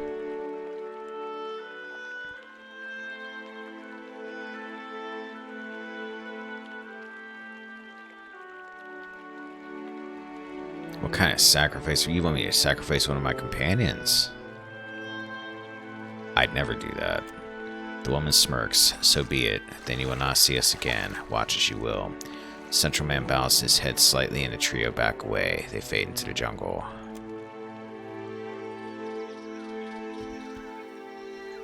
Wow, so that would be a really evil thing to do.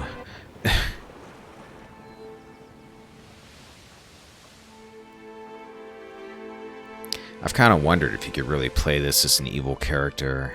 I mean, you can kind of be a smartass, but...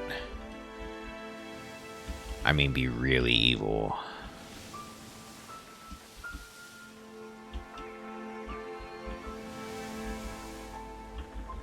I guess sacrificing one of them would work. Let's take the water.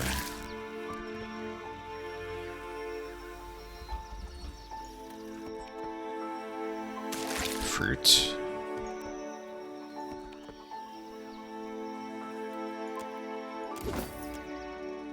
That was rice, fire kelp, tarloaf,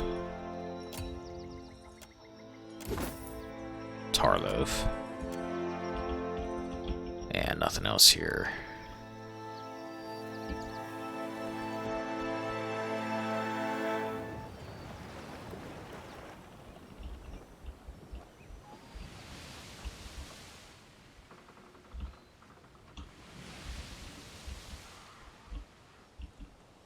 Subterranean temple.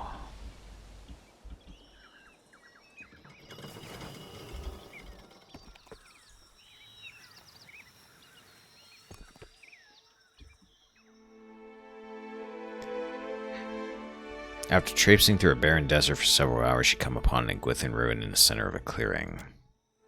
As you near, you realize the door to the ruin's entrance is emblazoned with a broken crown of Wodica. The door swings open at your approach, and you immediately feel an oppressive presence butting against your mind. It tests your mental defenses, looking for a gap to exploit. Then, just as quickly as the presence arrived, it's gone. Another dungeon.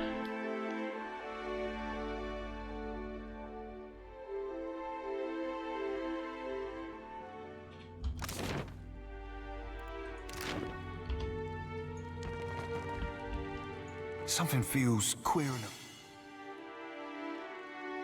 the water here, Captain. Rubbing up half hard against my thoughts.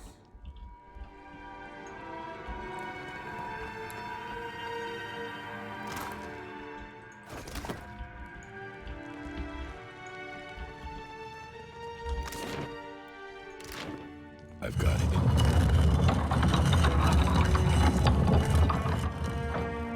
Go free. Go free. Go for it. No, why read that as knee. Hi, what's you all got going on here? Carmet.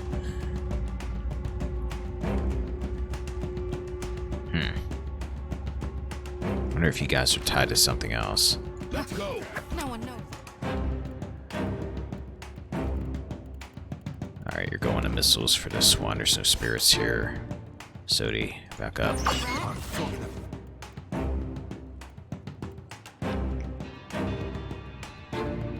Actually, while everybody else is back,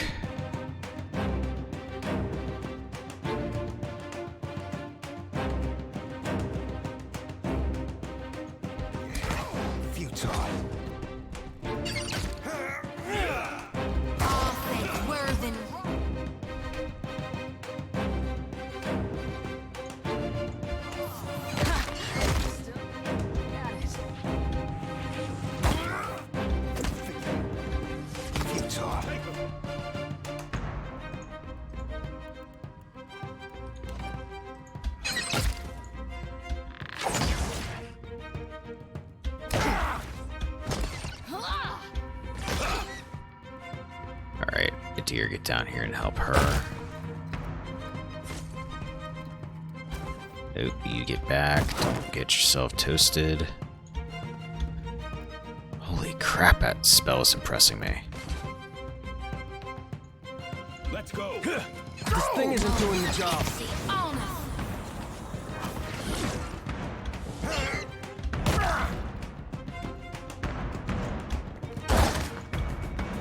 Very sharp shot. Why you not be finding this first, lass?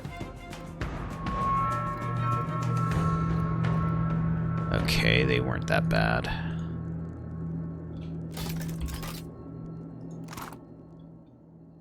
Exceptional and fine stuff. Hardtack. Gofaric's Journal. To Fonaverno 2827. The new year has come.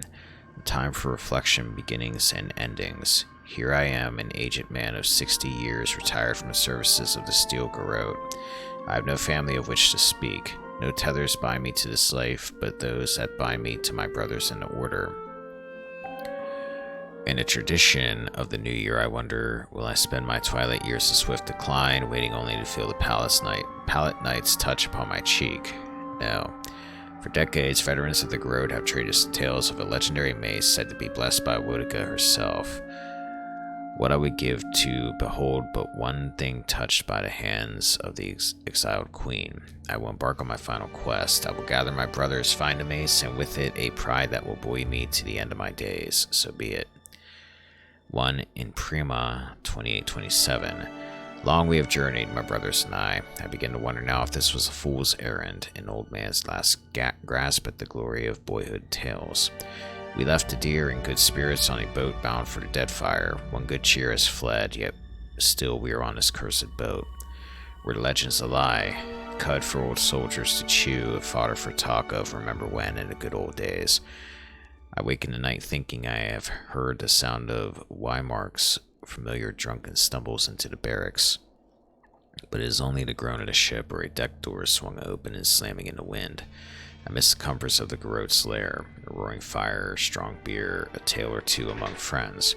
Will I ever know these comforts again?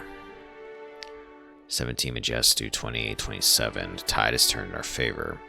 Ulrich muscled a tip from a skittish fisher boy in port. There is an ancient shrine on a nearby island, the boy said. None from this town will venture within 100 yards of it. Expecting little more than a benighted ruin, we dropped anchor just off its coast and rowed ashore. What should we find but a shrine dedicated to Queen that was and her mace of legend? The The mace itself is exquisite, a marvel of craftsmanship. It will look magnificent above the mantle when it grows hideaway. Ah, how my eyes burn to imagine the tales it will tell of us. We have decided to rest here for the night and feast on our remaining hardtack and jerky. Tomorrow we begin our journey home. Surely Woedica herself guides our path. 18 Majestu 2827.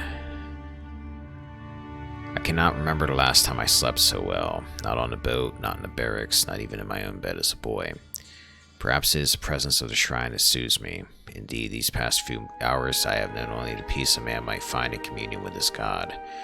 My brothers and I have decided to remain here for another night. We are old, we are weary, and we all find comfort in the presence of the exiled queen. This is a safe place. Certainly we will find no trouble here. So I wonder if that means they basically were driven to stay here all this time.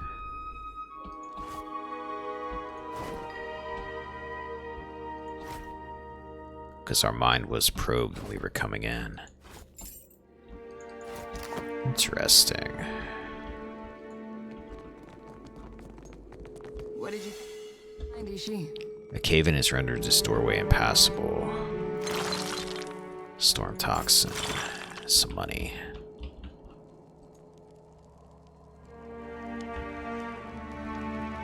A few other people's been here too, it looks like.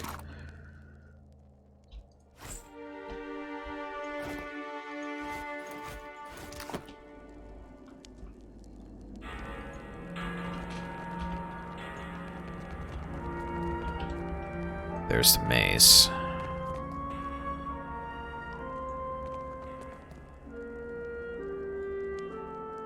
Statue of Woedica bears an exquisite mace in its hands. A presence in a mace reaches out to touch your mind, the presence you first encountered when you entered the ruin. Examine the statue. That statue stone is dappled with rotten riven with age. It must have been placed here long ago. Once again, the presence reaches for you, grasping your mind with claws sharp and relentless as a bird of prey.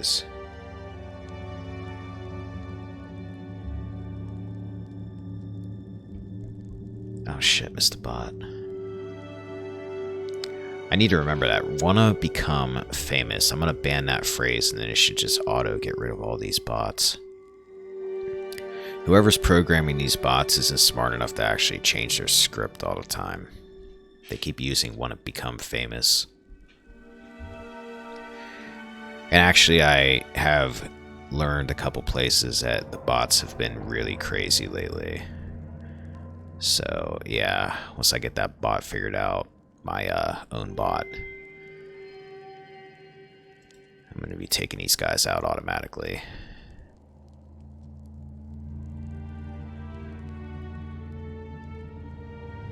Mace requires a huge resolve stat to take, and it is a soulbound weapon. Examine the mace. What is this thing? Oh, you have something to say about it? Oh, Rimmer got frigid ballsack. Yeah, that. It makes heaving sounds as if it's eaten something foul. What happened? That thing, whatever it is, it's stupid. Really, really stupid. And disgusting. Modweir's hilt runs hot. Soulbound weapon for fighters, ciphers, and I think rogues. Don't remember the third one.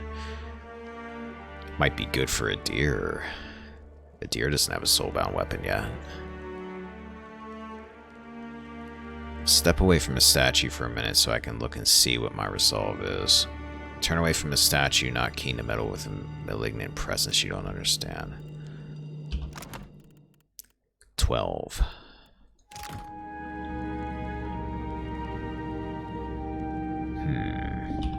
Alright. What do I have that will increase resolve?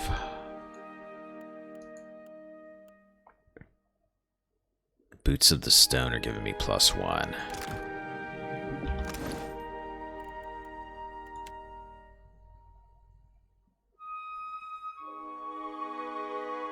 feel like I just picked up something recently. That gives me +1 as well, but if anything gives me like a +3 or something.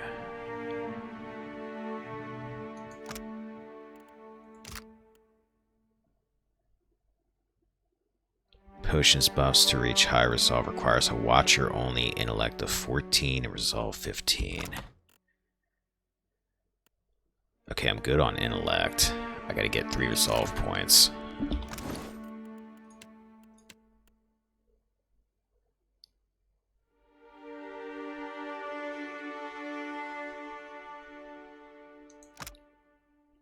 +2 resolve. Damn. I could go out and maybe something I eat would give me a resolve boost.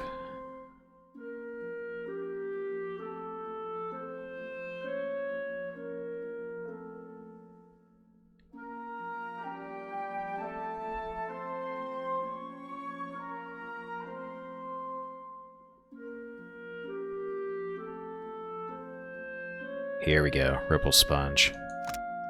It's a drug.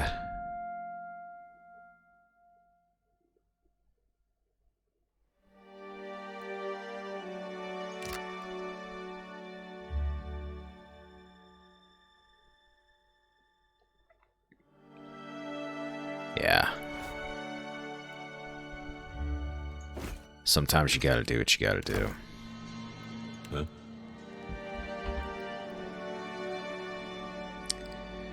It's worth it, bro. Whew. Will do.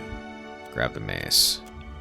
You find the mace painfully cold to the touch. The presence inhabiting it probes at the edges of your mind, searching for cracks in your mental defense. Close off your mind. You dedicate all your concentration on blocking the mace's efforts to get his hook into your mind. Take the mace. You crush what remains of the mace's will and lift it from the statue. A last flutter of emotion passes from the mason into you. Despair. Don't mess with a high man. Sweet. Or Ripple Sponge. It's ground finely and inhaled. Ah, so it's basically like Coke then.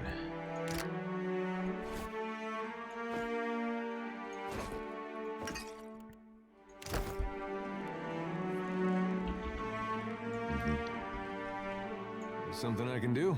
I will not get addicted.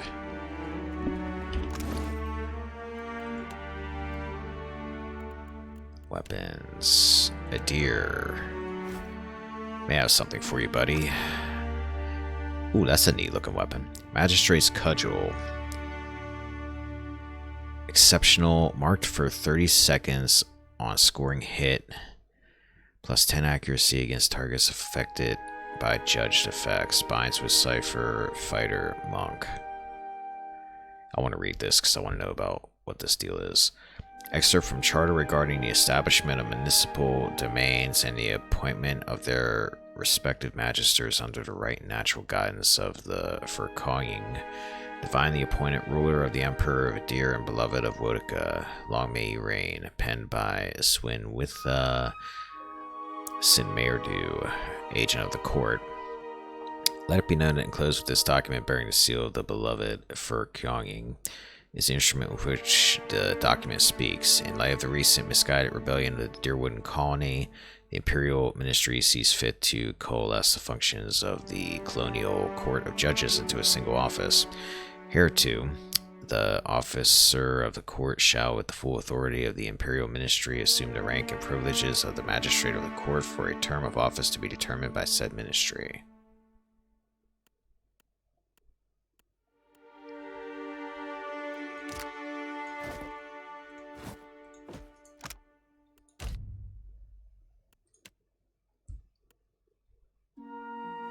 Deal 250 damage to judged enemies, which happens when you mark them from hitting them. Okay, can handle that. Yeah? Hey. Let's just equip you with that for now. Of course.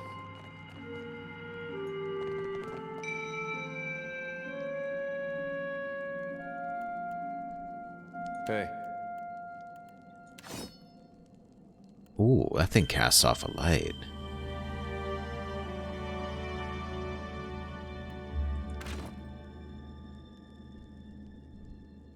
That's neat looking. Something I can do? The shield, the shield glows? Oh, I thought it was a maze. Shining bulwark. Oh, okay, that makes sense. That's neat. I like that effect. Yeah? We'll be walking around with that for a little bit.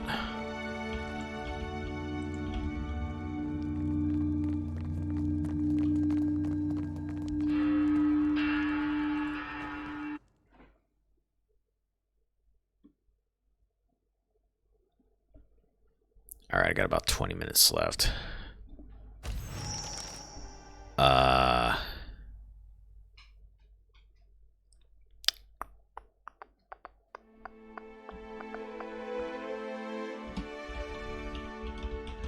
Woodic Island.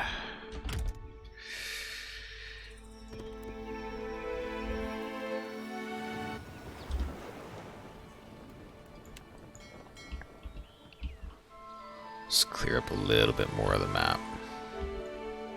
Hi, Jaws. That's right, I said we're gonna stop in a few minutes and then we'll go and get you fed. We're probably not gonna eat anyway because you usually don't eat that much in the morning. Did I equip the new sails? Yeah. Yeah, they're up. Dragon Wing.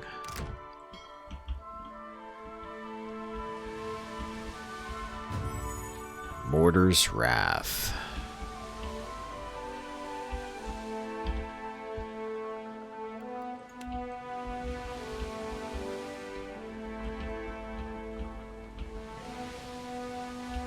Are you trying to come for me there, buddy? What's your deal? Ond.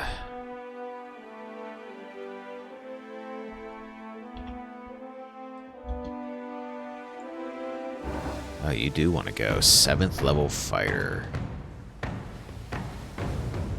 7th level. I am shaking in my boots.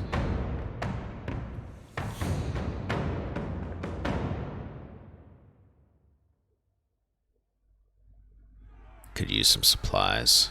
This guy is freely going to offer them to me, apparently.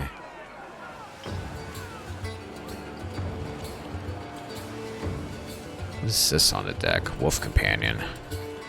Lel, Principe Sailor, Ond, Kend. Yep, these usually devolve into just beating the hell out of each other with my massive people. Got Murky. Yep, there's Reki. It's a good thing I leveled him up. Festina. Pelagina. Kehu and Constantine. Alright, let's start whooping that ass. Liquid. Put your sword on.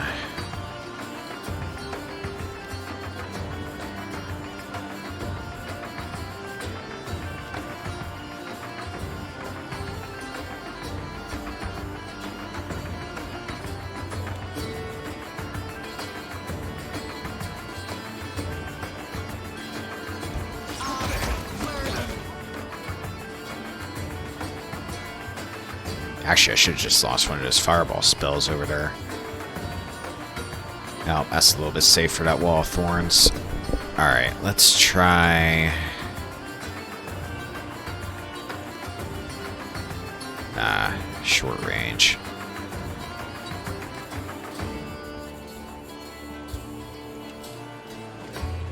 Let's paralyze these guys.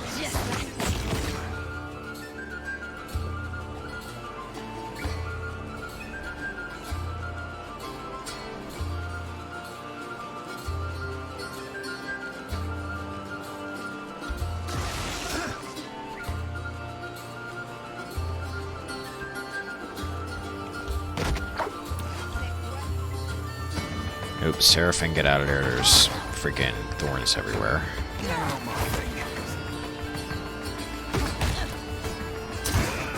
Right between the eyes.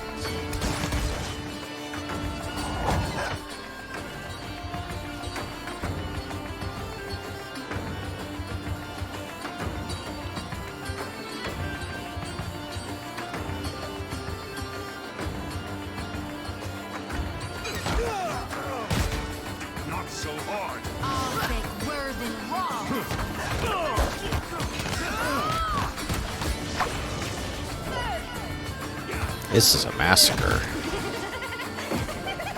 Where the hell did that dragon come from? Is that one of mine? Oh, Constantine. Constantine can summon a Drake. So I just gave him that ability.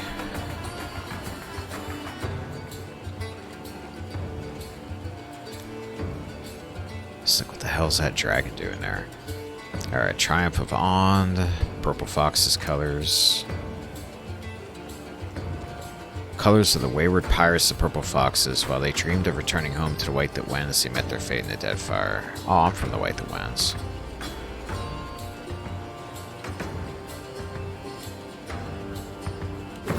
Take all and continue.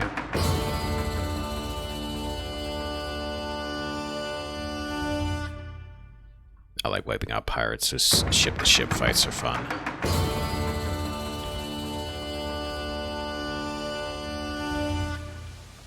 Mo money, mo money, mo money.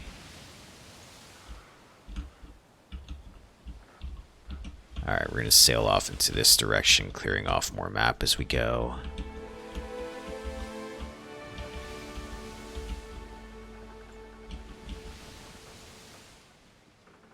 I've cleared about 50% of the map. Yeah, it's a good feeling. This makes me feel like I'm making some progress. Plus, it's been fun just sailing around and seeing what I come across. Like, even if I'm sequence breaking anything here, it's... I don't know, I like doing things this way.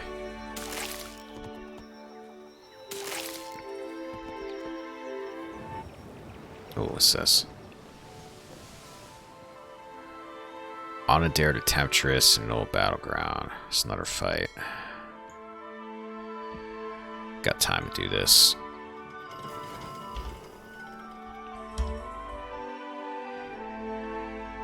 I'm thinking tomorrow I'll stop by Nekataka and turn some things in if I have anything to turn in.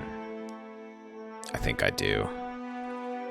I've got the Pokokahara thing to turn in.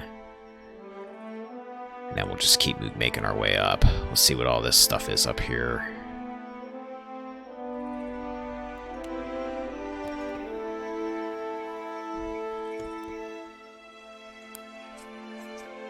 I'm gonna have a damn good bit of this map cleared up by the end of the week. That's for sure. Save it. We gotta... Ooh. Whoa. Okay, you're a spirit. Wraith. Some Earth Blights. There's only 5 of you. Oh, everybody's got a level 2. Bounty target. Alright, I'm gonna level up everybody real quick.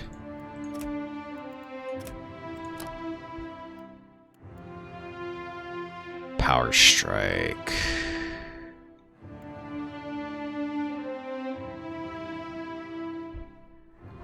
Yeah, definitely gonna ban that phrase when it becomes famous. Zodi has a spell Soonish that can instantly kill any spirit target below her level. Ooh. I like it. I remember how much I hated them in the first game. They're nothing in this game. Guess we're just gonna go with Power Strike. Even in AoE, even better. Even better.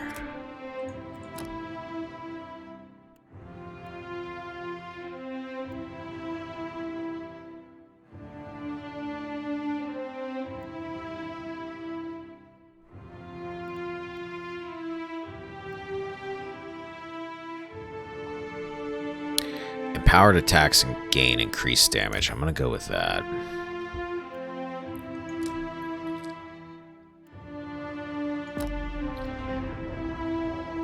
Because his, what's the ability called? Crushing Blow with that empowered does a lot of damage. Religion. Alchemy. Fighters usually make great multi-class options because you get huge defensive abilities and passives combined with offensive abilities. You become a powerhouse. Yeah, I can imagine. I would think multi-class characters are really, really strong in the end. Excuse me.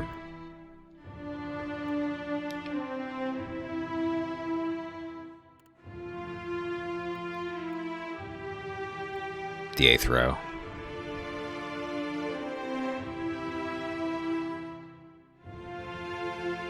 Dismissal. Through force of will, the priest can destroy any spirit or vessel creatures below the priest level. Oh, it's vessels too. Sweet.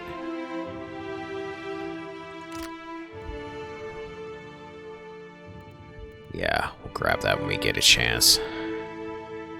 Should be next level. Shields for the faithful, conscious of holy shield, granting a deflection bonus to all allies. What else did you have? Lasting in power, penetrating in power, potent in power, accurate in power. Cleansing flame. Foe target and then it jumps. -5 duration of beneficial effects. 80% or 80 burn damage over 5 seconds. Minor avatar, shields for the faithful.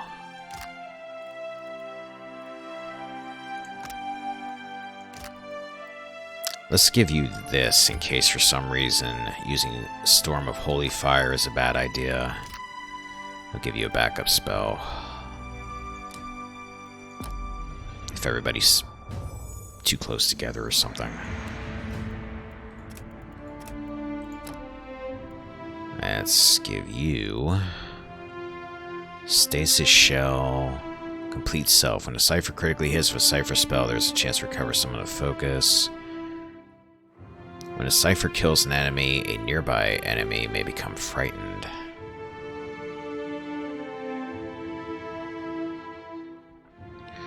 Minor Avatar is a good spell combat. Is a good combat spell, especially if you're multi-classing. Some multi-classes don't allow you to get the final 2 rows of abilities. Oh, so that's the penalty for multi-classing. I see.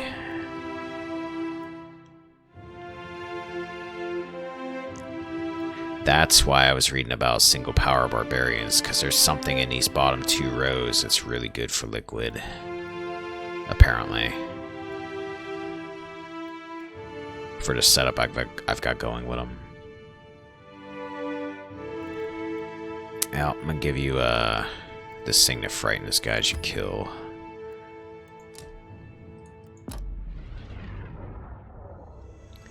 And that's it. Alright, save. Right. Oop, no, take the rest of the party with you, jeez. What was your deal with this dagger? What all do you have to do? You just have to do damage to spirits. Okay, by any method. Let's get that equipped then, because we're going to damage some spirits here. Actually, Happy to oblige. I'm going to try something crazy. I don't know if it's going to work. Why? Uh-huh.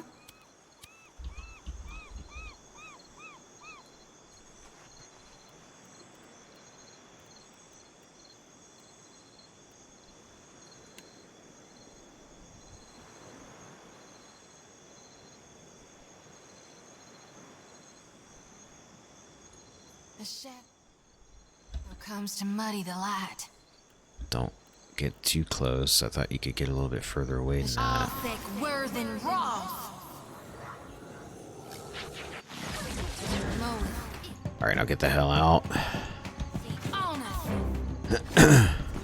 That was about as useful as a Sneak in with Zodi and drop the storm on him. We had the same idea. Right between the guys. See, now that I have that spell, I can do that more often too. I hadn't even thought about that just now. Until just now. Okay. Wraith. What are these? Earth Blights are immune to slash. So, you're going back to your mace for a moment. You've got your mace equipped. Let's throw some more fire in there while we're at it.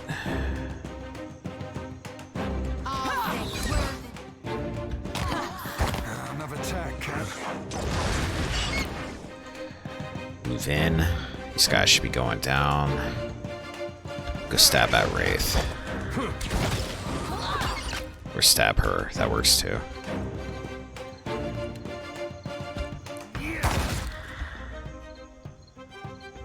Seraphim, could do something with you here. Let's try,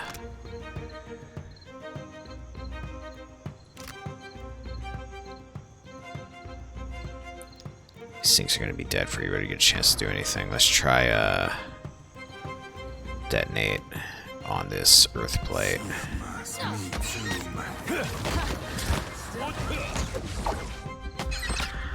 Does that hurt my own people when he does that? Detonate. Oh shit, I gotta watch. That does hit my own people when they blow up. Let's go. Alright. Captain? Another bounty target down. Humility, light armor. Exceptional. 10% chance to resist slash damage.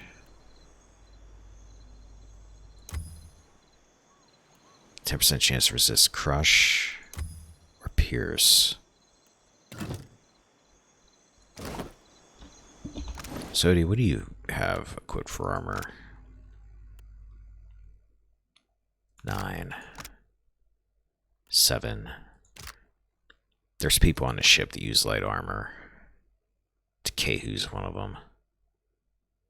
Because I got him pretty much just set up so where he's going to be blasting spells out really, really quick. So I'm going to stash that. Ahoy. Aye. Alright, everything else here is dead. Looks like. It's a neat little shore. Alright, let's get out of here.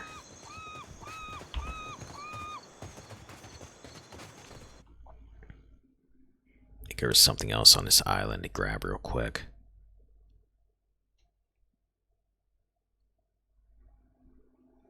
Yeah, whole battleground. Search location.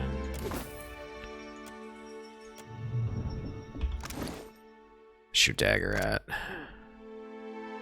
204, 250, so she's close. Probably just need another big battle with spirits somewhere.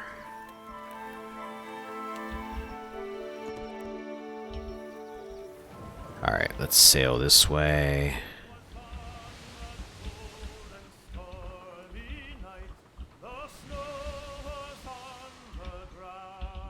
We're gonna head to Nekataka. And just stop at Queen's Berth.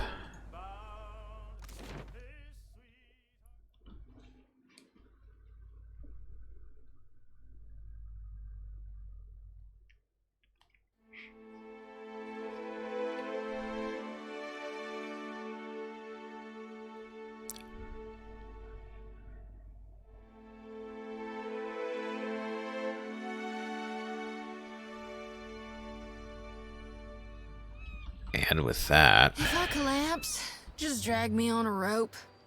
This why you always got dirt in your hair? What? You mean the grave dirt? I wonder if I took to worshiping Andra, if she could make me forget what I just heard. Huh.